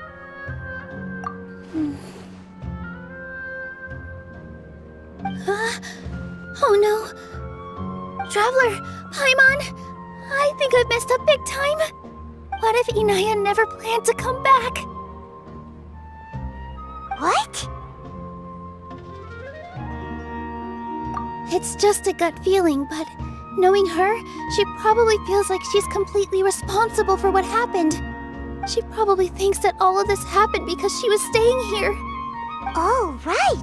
As soon as her father showed up, she said that her father was targeting her. So she's felt like that this whole time. She has a long-standing conflict with her father. That's why she ran away from home. She doesn't think that we can win the debate, and she doesn't want to implicate us, so she thought leaving was the best thing to do.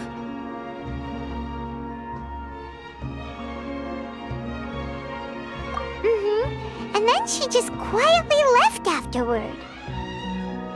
Exactly. She's being too pessimistic. How will you know if you don't try? Anyway, first things first. We have to get her back. But where should we start? Sumeru is huge! I think I might know. Let's start by looking outside the city. Before I brought her to Zubair Theater, she was staying at a remote campsite. She got a fever from drinking unclean water, so I carried her back. If she has nowhere else to go after leaving the theater, she might go back and strike out on her own again. Then let's go take a look. Yes, let's hurry.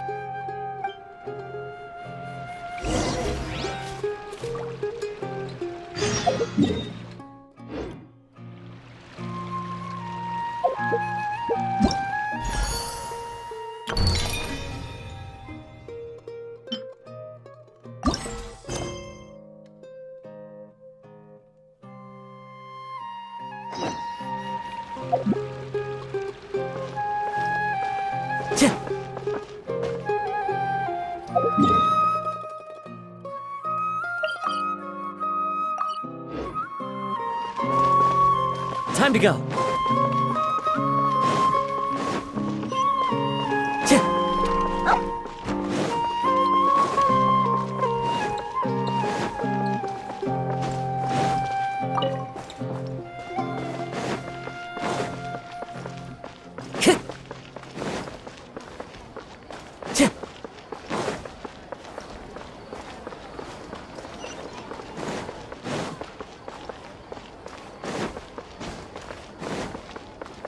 Time to go.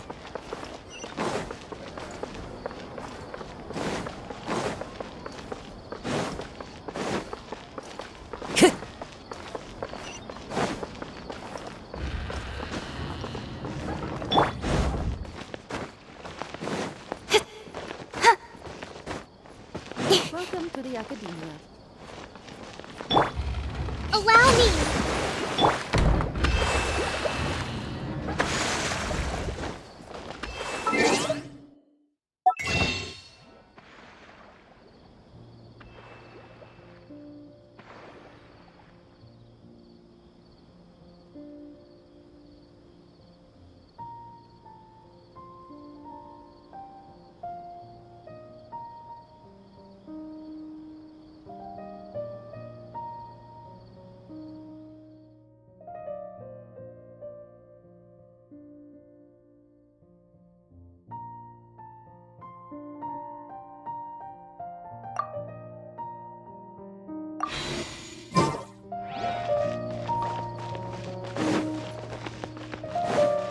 Not sure yet. This is just my guess. Sure you found the...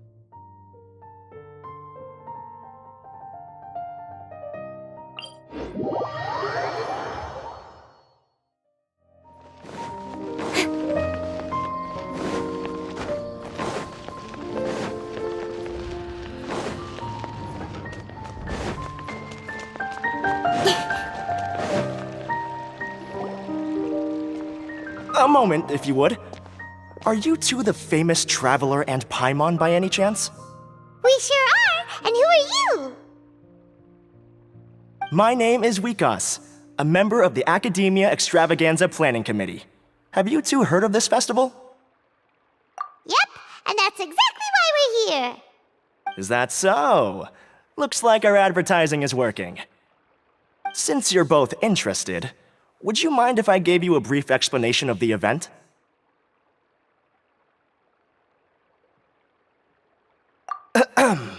So, the Academia Extravaganza is a grand event run by the Academia with a long and storied history.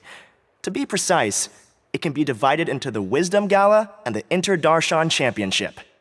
The gala is held annually. During this time, all 6 Darshans will set up booths throughout the city and host guests to showcase the most fascinating aspects of their school, and thus increase their influence. On the other hand, the championship is held once every 4 years. Each Darshan will send a representative to vie for the position of Grand Champion. This year, the gala is being held alongside the championship, so the mood in the city is, as they say, at an unprecedented fever pitch. Got it! Cool! Thanks a bunch for the detailed explanation! You're most welcome. Answering questions regarding the Academia Extravaganza is my job. And I actually do have something I would like to ask the two of you. Huh? Need our help with something? Well, let me begin by saying that this year's Academia Extravaganza is of utmost importance to us. Lesser Lord Kusanali and the sages came up with a plan for the Academia to recruit talented people from the desert starting next year. As such, we've invited a great number of desert dwellers to take part in this festival, so they can hopefully experience the Academia's atmosphere ahead of time. I've heard that the two of you are famous across both the rainforest and desert. With your participation, especially in the Inter-Darshan Championship, more people will definitely come to appreciate the festival. Exactly! Or do you mean you want us to join a Darshan? But then we would have to deal with exams and essays and stuff like that. No need to worry. The championship participants have already been selected. I mean to invite the two of you as guest commentators. Your job will be to observe and record every part of the competition. There's no pressure. Just follow each match and enjoy the festival. Aside from that, we'll also prepare some compensation for your efforts. We won't have you working for free. That kinda sounds like a sweet deal.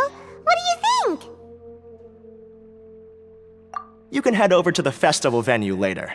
An organizer there will introduce each participant. Some of them even might be people you recognize. I'll leave it at that for now. So, how about it? Would you like to take this commission? Wow! Having fun while getting paid? This sounds awesome! The main event venue is at the outskirts of the Citadel of Regzar, and the organizer you're looking for is Karina. Tell her the situation and she'll get you set up. The championship is going to begin soon. I wish you a good experience serving as commentators. If you have any doubts, come find me anytime. Alrighty, off we go!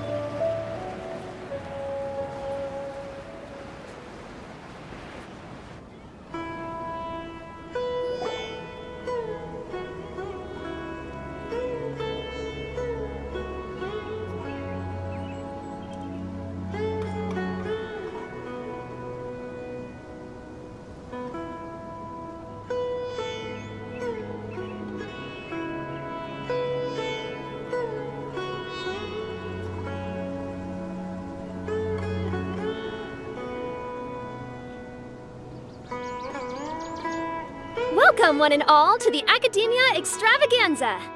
Now then, allow me to reveal the prizes for this iteration of the Inter-Darshan Championship. Fabulous monetary rewards, research funds, a limited edition Genius Invocation TCG card, and the right to wear the Diadem of Knowledge. I believe that I need not elaborate as to how this is a symbol of great honor. She should be Karina, right? Looks like she's in the middle of something. Let's wait till she's less busy, then go introduce ourselves. The Diadem of Knowledge.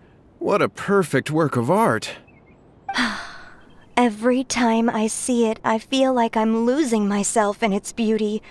The one who proves fit to wear it must be a rare genius indeed. I believe that most of you have already seen the Diadem of Knowledge or have heard tales about it. 20 years ago, a researcher named Sachin bought it for a large sum of mora before donating it to the Academia. The generous championship prizes are also sourced from his sponsorship. Before we begin, allow me to express our gratitude to this researcher, who cannot be with us right now. Things can only get worse. Things can only go from bad to worse. Human nature begets conflict, and conflict begets ruin. From the beginning, the seeds of wickedness have been. Hey, stop spacing out! Paimon called out to you, but you didn't respond. You okay? Did you stay up late without telling Paimon?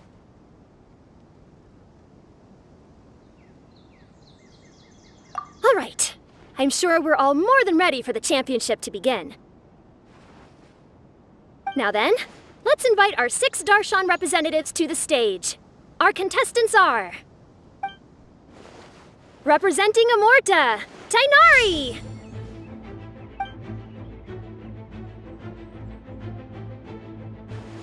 Representing Spontamod, Sino!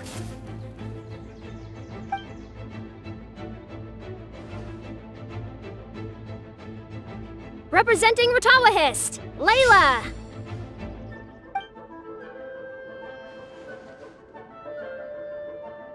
Representing Haravatat, Farazan!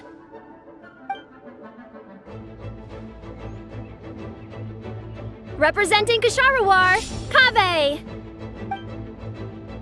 And for Vahumana... Huh? Is Vahumana's representative not here yet?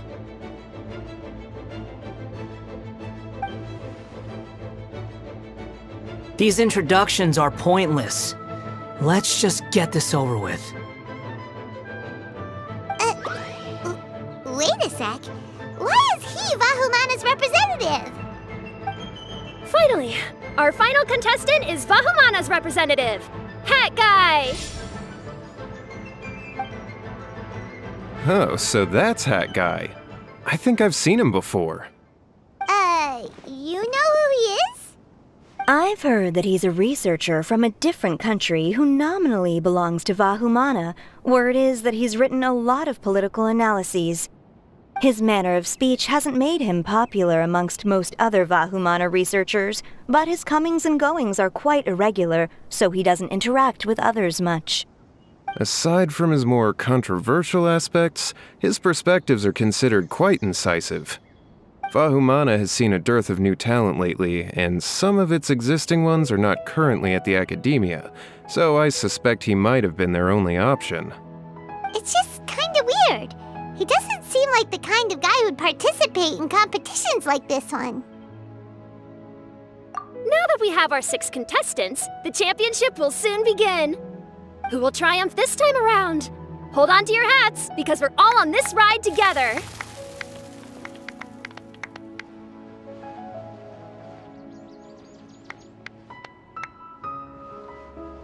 Huh.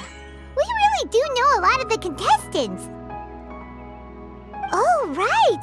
We're guest commentators, aren't we? So figuring out everyone's reasons for participating is in our job description. Let's go ask them when we go say hi. Especially him. Paimon still thinks it's weird that he's here.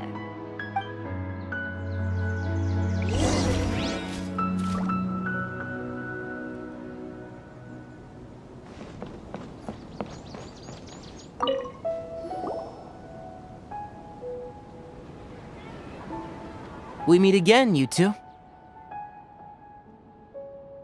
Hey, Tainari! We came here to check out this extravaganza event, and then they invited us to be guest commentators. Is that so?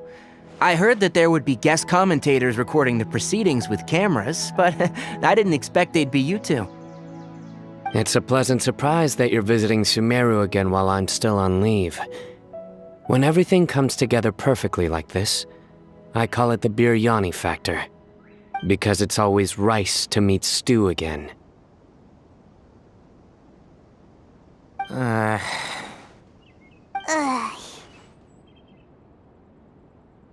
So, Tainari, you're representing Amurta, and Sino is representing Spontamod. But haven't you both already graduated? Can alumni also take part in a competition? I had wondered the same thing. When I was told the news, I was actually more shocked than you are now.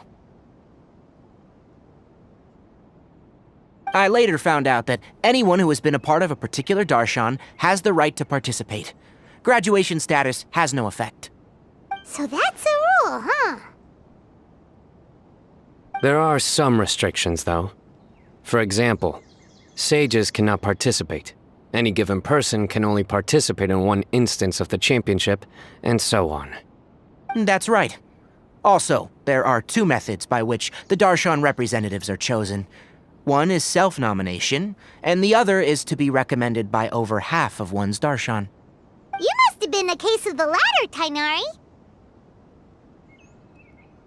I heard that quite a few of your juniors petitioned for your candidacy. Sometimes I wish I could clap a few of them over the head and tell them to spend that time on studying instead. Well, you can, but after some consideration, I realized this could be a good opportunity for me. Next month, we're having a public lecture on ecology at Gandharvaville. If I participate in this event, I might be able to utilize its popularity to promote the lecture. I'm not that concerned about becoming the champion, unlike someone here. Yes, I'm using the last of my leave for this. When I heard that a limited edition Genius Invocation TCG card was one of the prizes, I signed myself up. This year's card is a rare one indeed. It would be a shame if I missed out on it. Wait, is it some kind of super powerful card? No, it's a very common one. But it has a holographic layer. So what's the point? It's very cool. Paimon meant apart from being very cool. That is reason enough. I shall do my all to emerge victorious and add it to my deck. As someone who doesn't play cards much, I can't quite relate. But it isn't surprising that everyone has their own reasons for taking part in the tournament. Fair enough. Alright, let's go find someone else to question.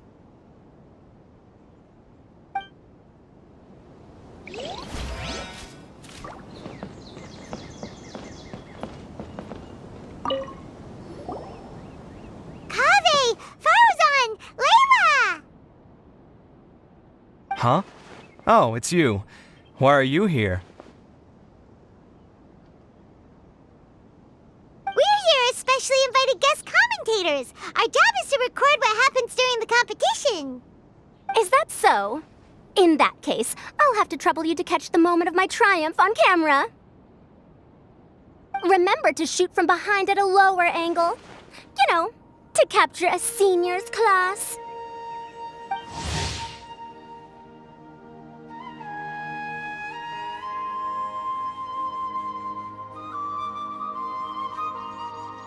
Don't get ahead of yourself now. Victory will obviously be mine. You're far too young to even consider challenging me. Kasharwar or Ratawahist, you're all children as far as I'm concerned. Actually, I was going to ask, how do you know me, Madame Farzan? Huh? You don't remember? I sometimes see you in the library at night. You even waved at me. What? I don't remember doing that at all. Huh. How strange. However, this is not the time for curiosity. I am Farozan, a household name in Haravatat. You are Layla from Ratawahist, I presume? Yes. Good. Then we are officially introduced. See? Simple as that. I like respectful ones, by the way. Would you like to join my research group? Madame Faruzan, I'm quite sure this counts as poaching. Let's dial things down. I know, but it's been tough getting people these days, and research funding has been hard to secure. But once I win this tournament, it'll be a different story. So you're just here to increase the amount of funding you're getting? Well, not just that.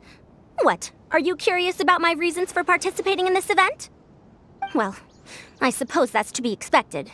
You are our guest commentators after all. There's been an influx of newly enrolled students, and they'll be paying close attention to this competition.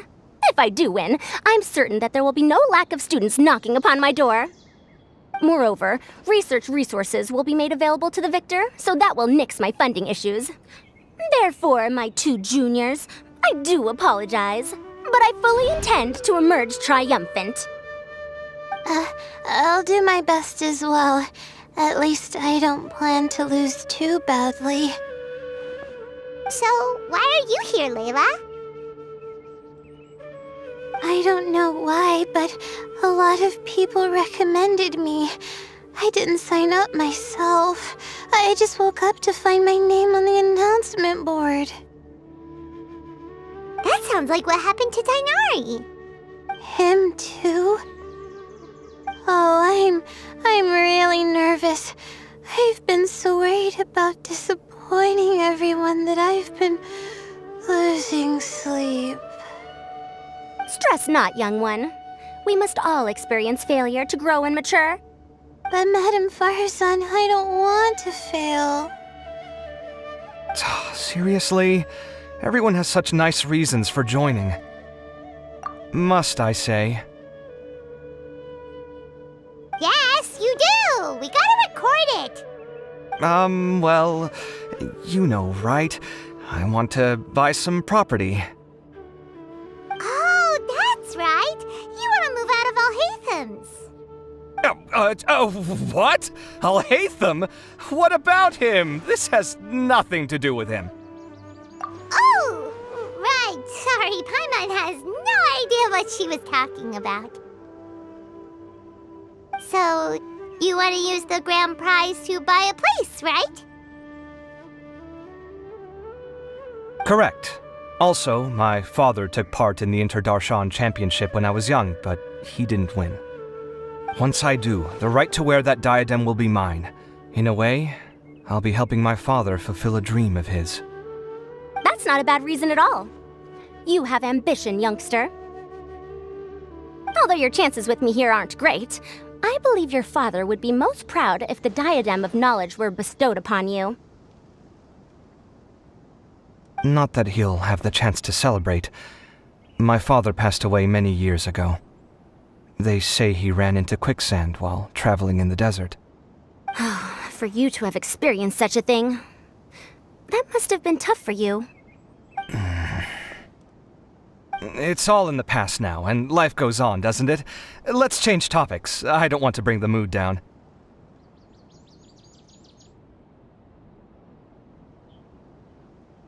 All right.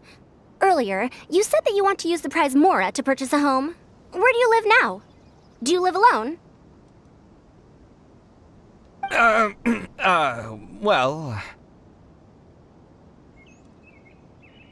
I also heard you mention I'll hate them just a moment ago.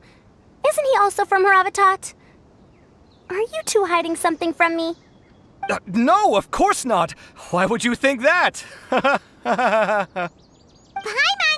definitely not involved either! We're gonna go interview other contestants now. Bye!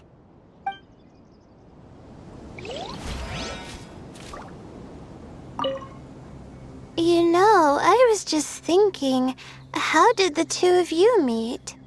I was wrestling with a particularly tricky problem, and she happened to pass by while I was puzzling over it at the House of Dana. She then proceeded to provide some comments. Provide some comments?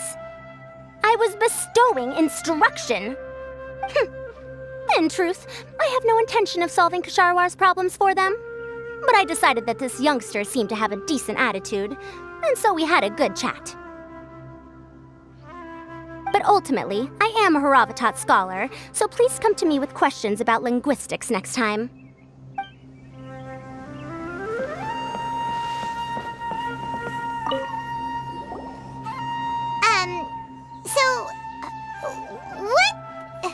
What are you... Just call me Hat Guy. That's the name I use in Vahumana. That sounds like a nickname, not a real name. So I can't go by a simple, ordinary name? Fine, suit yourself. All right then, Hat Guy. Why are you taking part in the Interdarshan Championship? We're specially invited guest commentators, so play nice and answer our questions.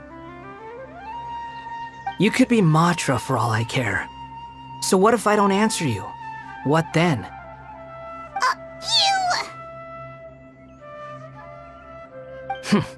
I'll tell you this much. I have an agreement with someone not to reveal my motives. You're not plotting something in secret, are you? Well, it's hard to say. Why don't you take a guess?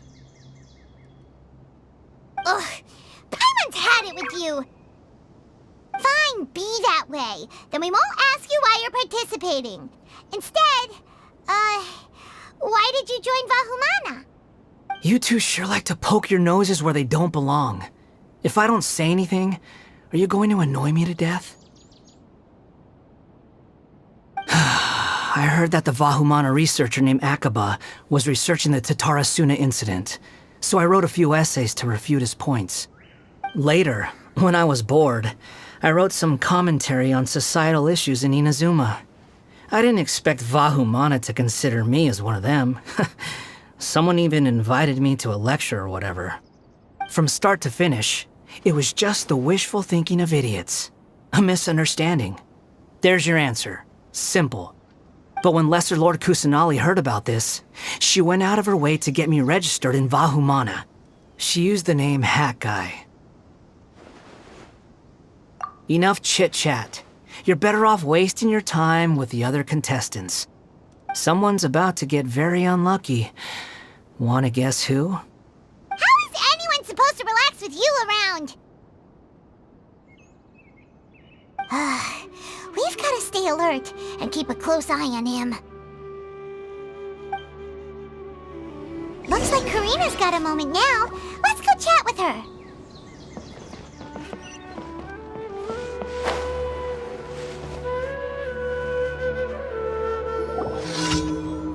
You must be the guest commentators Vikas invited. I've heard about you. I saw you two having quite the lively conversation, so I thought it would be best to wait. Are you two free right now? We were actually looking for you, too. Excellent! Then please allow me to explain your job responsibilities in detail. First, please take these two things. The first item is a custom camera from the Academia.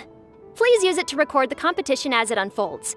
The second is an event-specific locator that will flag all participants' locations. It will also sound when one of them completes an objective. Wow! What a convenient little thing! Aside from you two, there are two other commentators. However, they will remain by the commentators area and will not be following the contestants in real time. Speaking of which, you probably know them. Alhaitham and Nilu.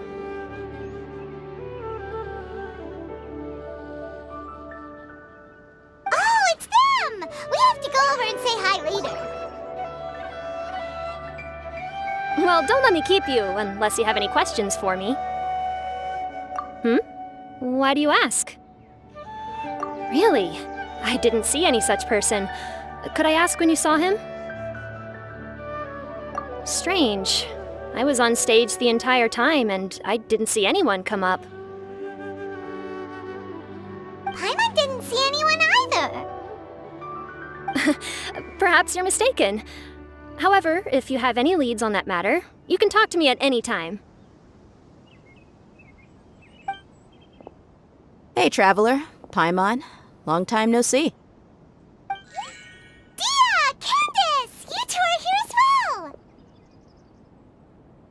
Ah, so they're two friends of yours. In that case, I'll take my leave. May you all have a wonderful time during the extravaganza. The Academia sent us both invitations, so Dia suggested that we come together. The villagers were also encouraging me to travel outside the village. I couldn't find it in myself to turn them down. We're here now, so no point dwelling on that. Even though this extravaganza isn't a holiday or anything, it's still a big deal here in Sumeru. Merchants from all over will set up shop. There'll be tons of stuff to eat, use, and wear, more than you can count. I'm already set on helping you buy 2 new outfits. I mean, who wears the same thing at work and home anyway? I'm looking forward to it. Just being able to relax and wander the streets freely has already made my day. So, Traveler, Paimon, you two want to come with? We'd love to, but we've got work to do right now. Aw, that's a shame. Let's hang out together when you're free then. Sure! In that case, Candace and I'll head out first. Good clothing and fabrics are very much in demand. If you snooze, you lose. Oh, right. We should also get some accessories. No need to rush. I think we'll have a better time if we take things slow. See you two later. Feel free to come find us whenever you have the time. Paimon didn't think that Candace and Dia would come. Hanging out with them sounds like a great time. Still, looks like the competition's starting soon. Let's go over to where Alhaitham is and see what's going on.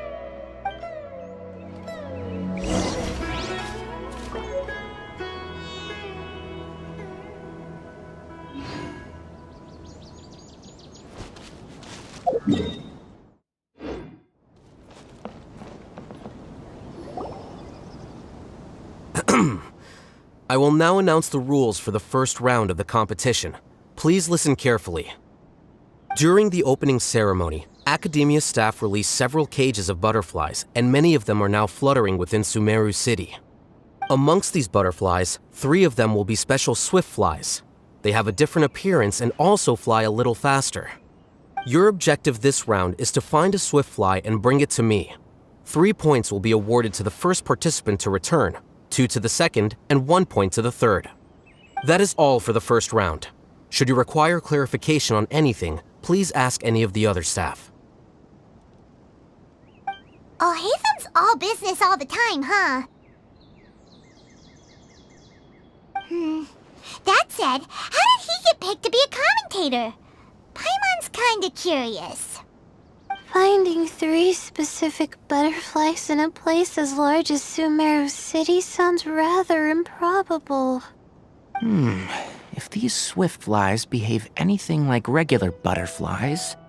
I'm off. It will take some time to search every corner of Sumeru City. Huh? You're going just like that? A champion walks the road to victory. My dear Kasharawar Jr., I have a plan.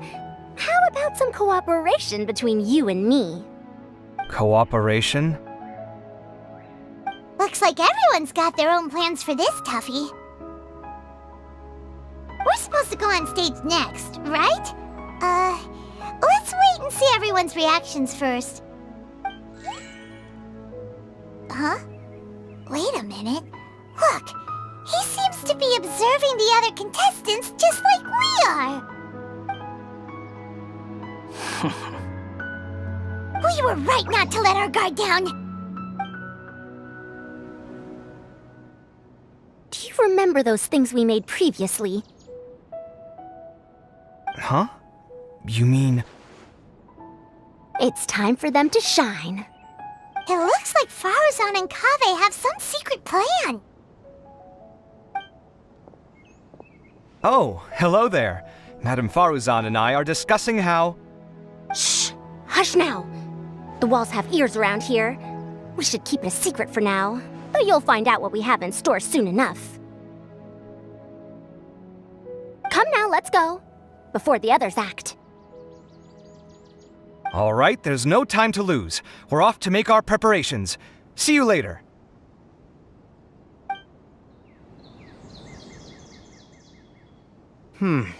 This is basically what I'll need. Do you think you'll have any difficulties? I have most of the reagents with me, and I can buy the rest. Kale, you're here too! Kainari, you have a master plan ready? My hypothesis is that the swift fly's morphological variations won't significantly affect their fundamental nature. So I'm planning on using this to lure them out. Of course, I could be wrong. Every mutation opens the door to new possibilities, especially when they are artificially introduced. Details will have to wait until after the post-experimental analysis. For now, Kale and I are going to buy some reagents for our experiment. All right, well, see you later. Okay, see ya!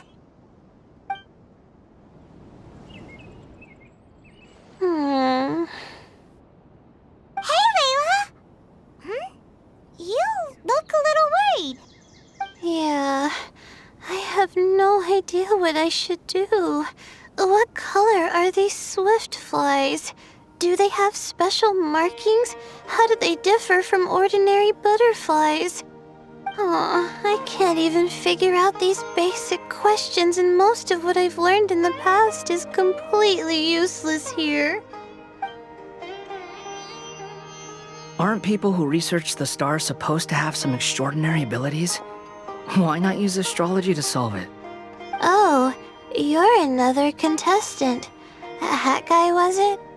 Is it that you can't use astrology during the day? Guess that skill's less useful than I thought. No, it's not like that. If it's daytime, all I need is an astrolabe. So, why don't you do that then?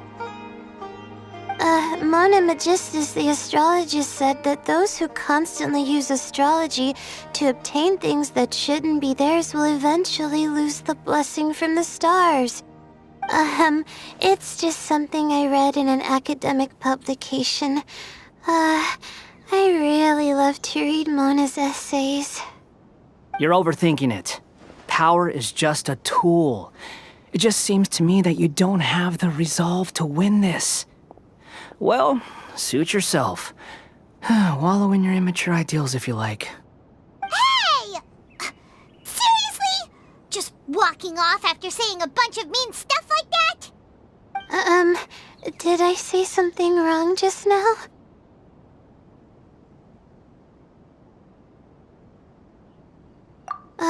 Thank you so much. I've made up my mind not to use astrology for this. I think I'll just try my luck in the city. To be honest, I've always been pretty good at observation, and if I'm fortunate, I might be able to find that special butterfly species. Lord Sino seems to have found a swiftfly. Come on, let's go check it out. Really? Where? The butterfly flew up high, and he's chasing it now. Oh, no time to lose. Let's go see. As expected of Sino. Actually, shouldn't you two go have a look as well? The moment when he catches the butterfly will likely be one worth recording after all. I'll head into the city shortly to start my own search. I'll see you later. Alright, in that case, let's go see Sino first, and then we can check on what everyone else is up to.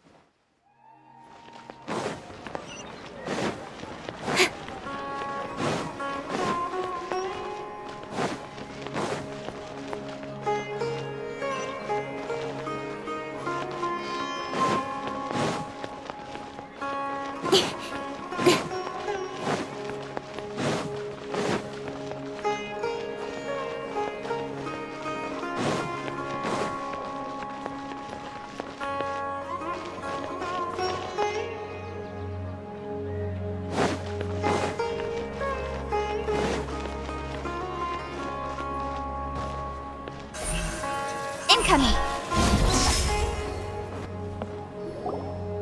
We found you, Sino! Oh, wait, is that a swiftfly? Stay put. Don't move. He caught it! Huh? Sino, what's wrong? This isn't what I'm looking for. It's a... Finally, I made it. I heard that you caught a swiftfly, Sino. Mind letting me see what it looks like? Hold on. Isn't this the mechanical bait that I released earlier? Why would you catch that instead of a swiftfly? Wait a minute. If we consider this from a different angle, isn't it a good thing that the bait you made was convincing enough to fool even Sino? That's right. During a previous interior design project, I felt that the artificial flowers on a wall were a little bland, so I decided on placing a few moving mechanical butterflies to add some pizzazz. In order to make them both small and nimble, I consulted with Madame Faruzan.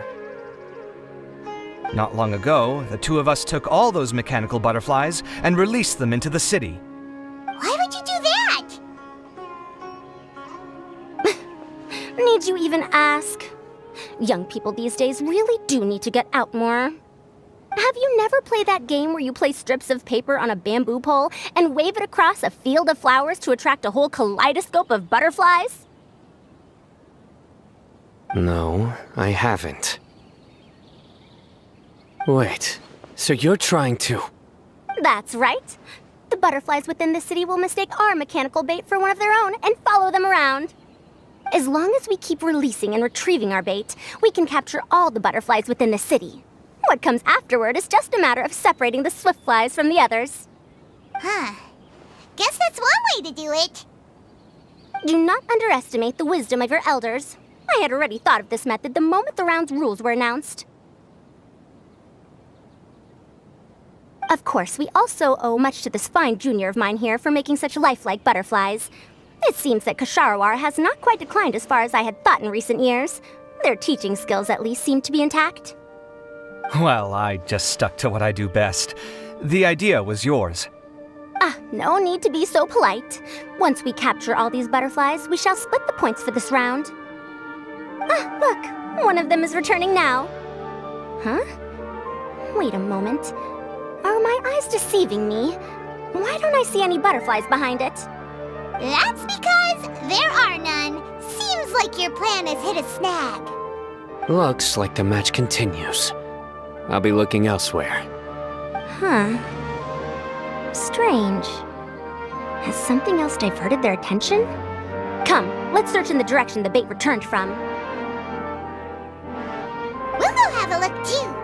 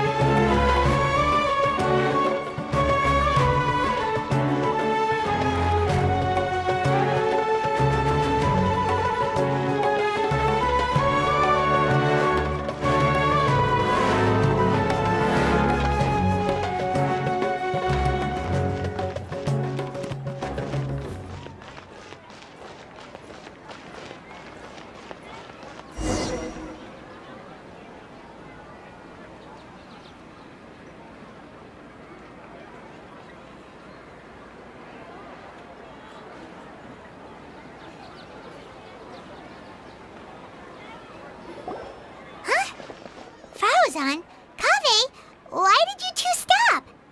Ah. So it was the Morta boy. Tainari! Fascinating, isn't it? The butterflies have all congregated here due to a special incense that I used. I infused it with 3 different types of honey, and the butterflies, following the fragrance, have gathered around me. Oh, butterflies must have really sharp noses then. Wait, do they even have noses? I've never seen one. They do not, in fact, and their vision isn't stellar either. However, they can use their antennae to distinguish between scents, and their olfactory senses are generally quite advanced, allowing them to detect floral fragrances from great distances. Oh, so that's how it is. I had a pet butterfly once. I picked wildflowers and placed them in its box, but it wouldn't eat any. That's normal. Raising butterflies isn't difficult, but there are many things you should take note of. Appropriate temperature, sufficient air, and a spacious environment are examples of such considerations. You must also ensure that the food you've chosen suits their palate. Most importantly, you must curb your curiosity and avoid disturbing them while they rest. Otherwise, they may become stressed. Sorry. I liked to poke at its wings at the time. Humans tend to rear many creatures due to their aesthetic value, but not all are suited to such a process. Caring for living beings is hard work. Impulse alone is insufficient. Some prerequisite knowledge is always required. You sure do know a lot. I have a question too. I bought a scarab not long ago and it hasn't seemed very active.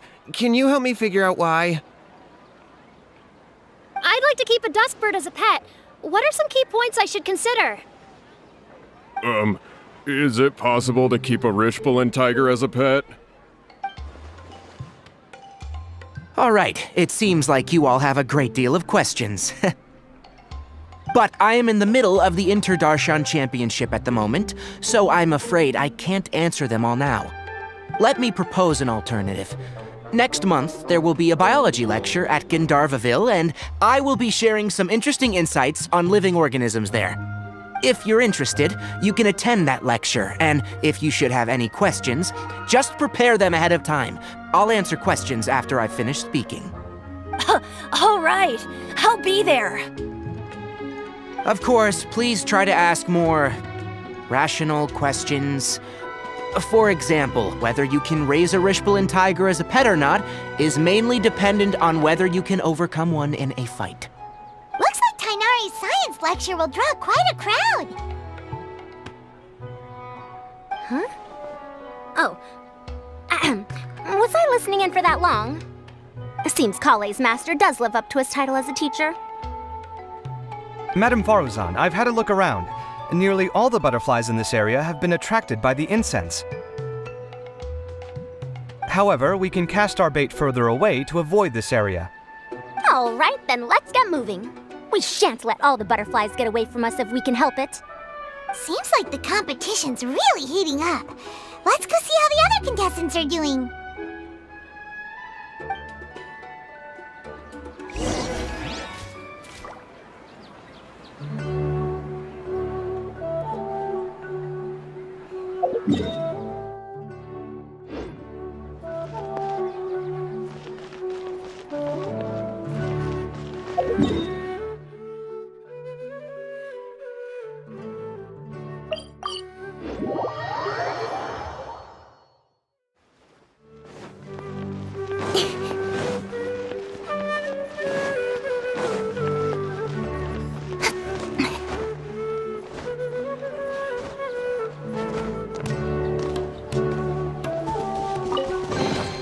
Not bad, as far as treasure is concerned.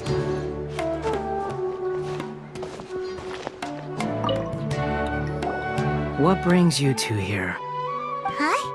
You're here having coffee? Aren't you supposed to be a contestant? Is there really any need for me to take part while everyone's running around like it's some sort of carnival? Don't worry. I'll get involved once things actually get serious.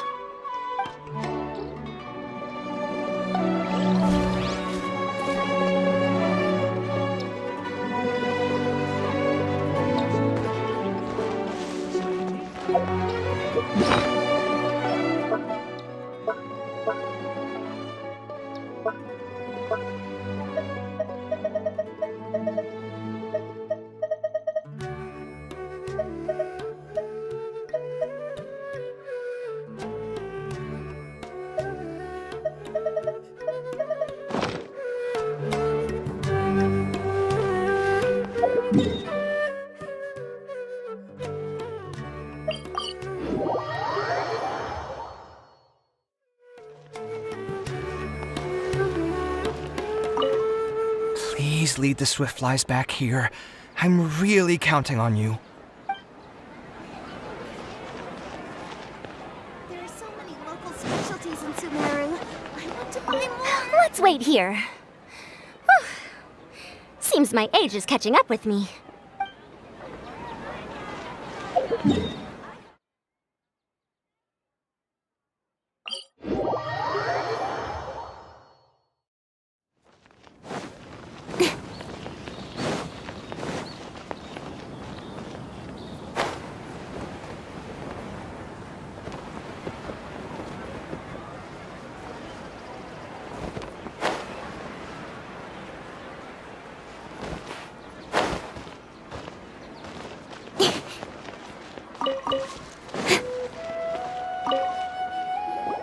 Layla, how are things going on your end? I've been searching for quite a while now, but I haven't seen any sign of the Swiftflies yet. Instead, I ended up catching a few mechanical devices that looked very similar to butterflies. I wonder where they came from. Looks like Baruzan and Kave's devices are everywhere now. I'll keep up the search. That said, I've noticed that a number of butterflies in the city has already decreased a lot compared to when the event started. Probably because the other contestants are coming up with their own ways to catch butterflies. Alright, I'll do my best too. Huh? What's this? Oh, what a coincidence. I guess I just need to catch it now, right? Oh, please wait. There it goes. It's so fast! Paimon thought all Hatham said they were only a little faster. No, come back! Come on, Traveler, let's go too! The locator's going off! Looks like someone's already caught themselves a Swiftfly!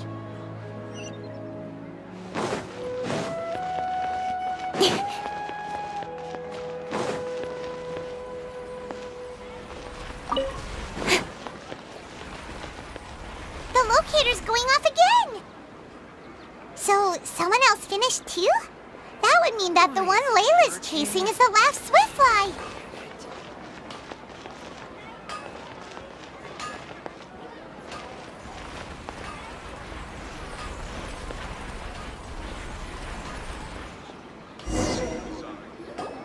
Oh, it just occurred to me that we should also get you a makeup box.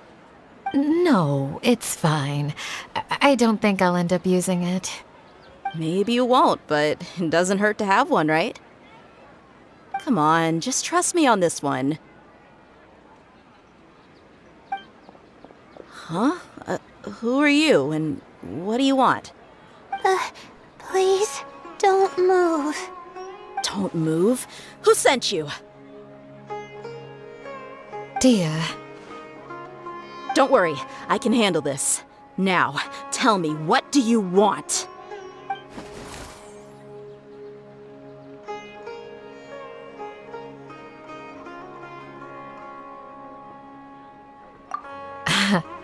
I believe she's looking for this. Here, take it. A butterfly? Was it on my head? Oh, you're... It's been a while, Layla.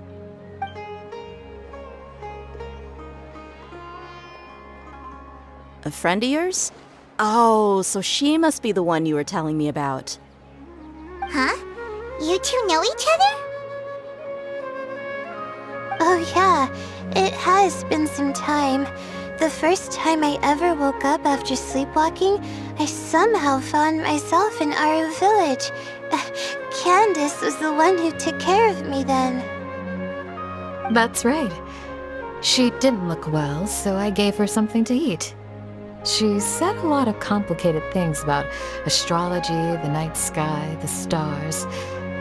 Not sure I understood it all, but it sounded pretty enchanting. Right. Do you still want this butterfly? It seems like you were chasing it all the way here. It's of little use to me, but if you don't want it, I can release it.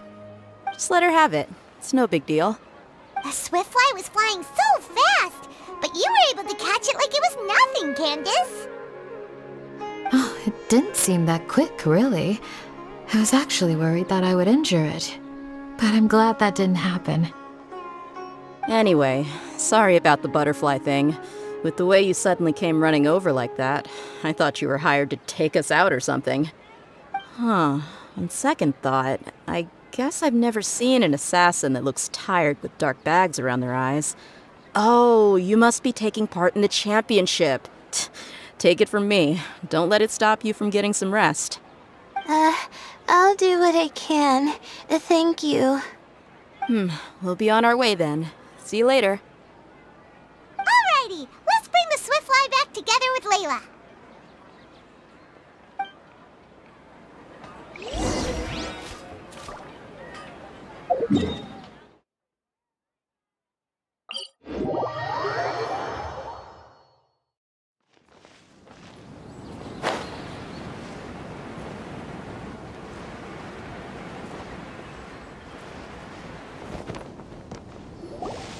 It seems we have a third contestant who has returned with a Swiftfly.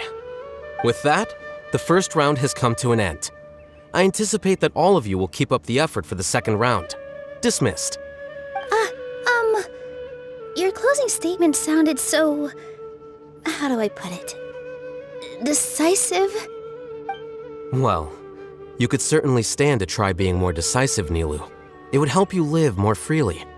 Hang on a second. Who were the first two contestants with Swiftflies? Tainari was first, and as for the second, it's being discussed right now. Hey, Alhaitham, I think I've come up with a good idea. Second place gets 2 points, right? Can't Madame Faruzan and I split the points between us? Quite the imagination you have there.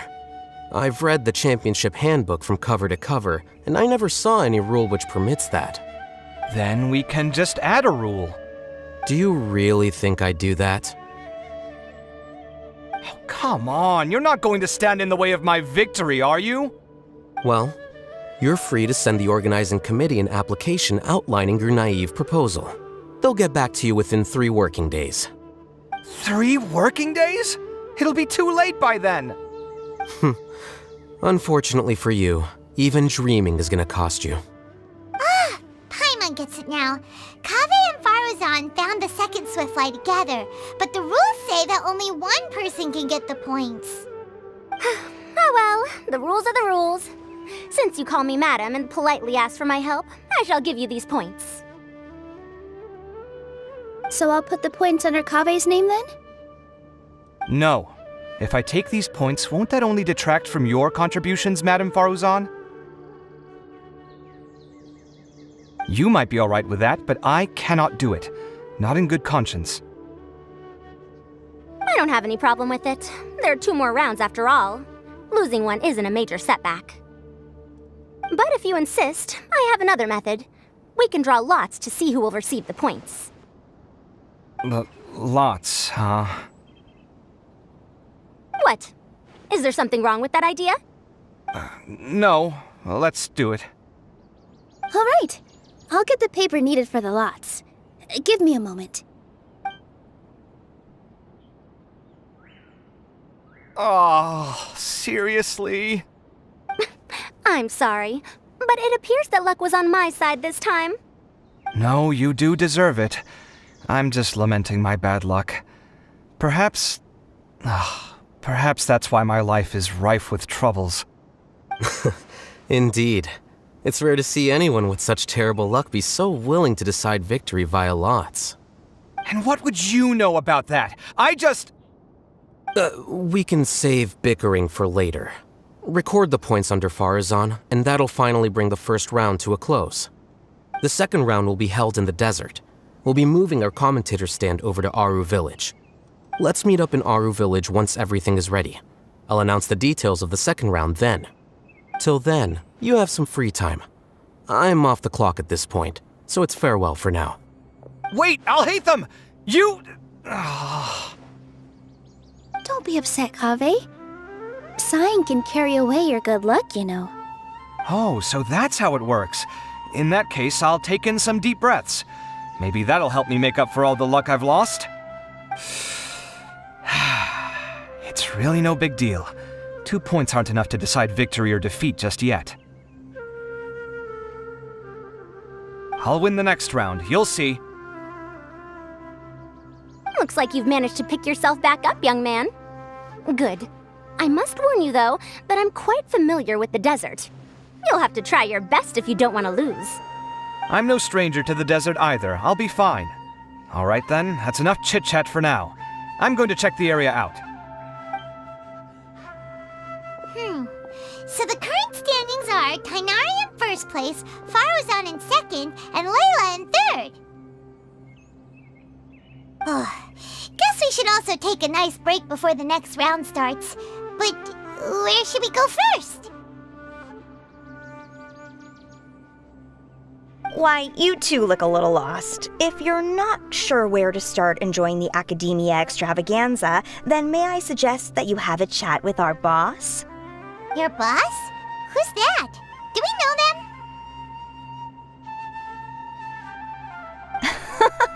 Well, only the most famous merchant in all of Sumeru, Lord Sangamo Bay. Oh, you mean Dory! Precisely. Our boss sent me to inform you two that she'll be waiting for you at Sumeru City's North Gate.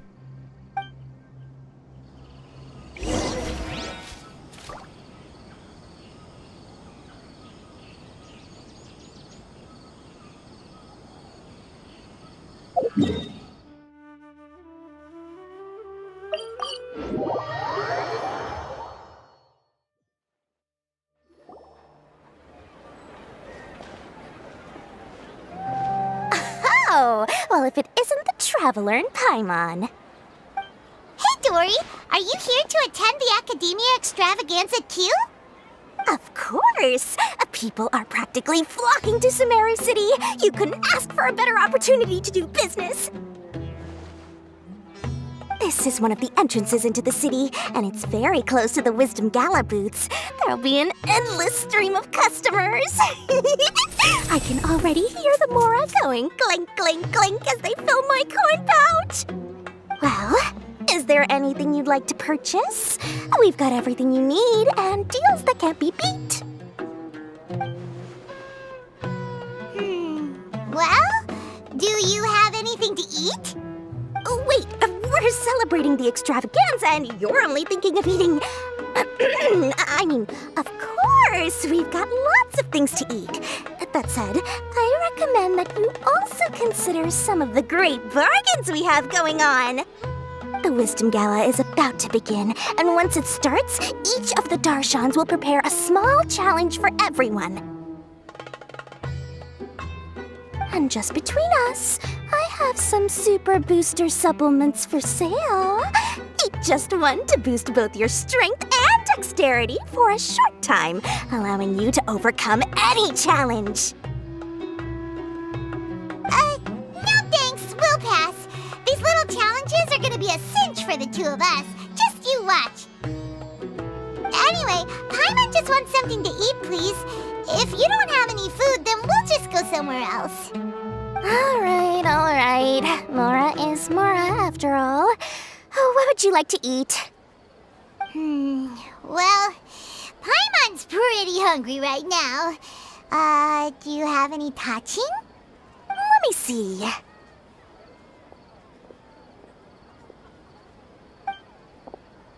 This is a huge job, isn't it? If this works out, we'll be set. Here you go. 2 servings of touching. See? I told you there's nothing Lord Sangamabay can't procure. Yay! Huh? What are you looking at, Traveler?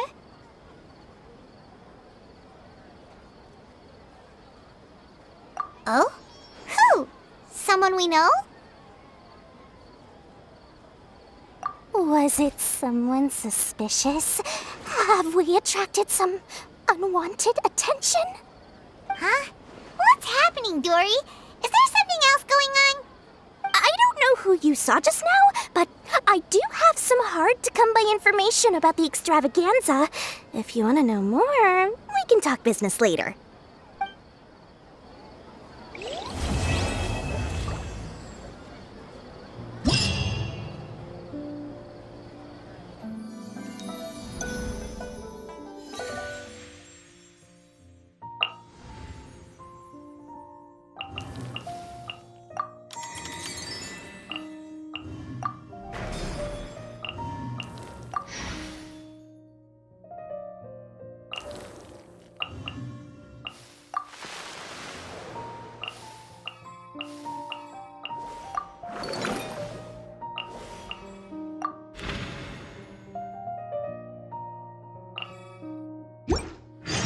Come on, enough procrastinating. Let's go.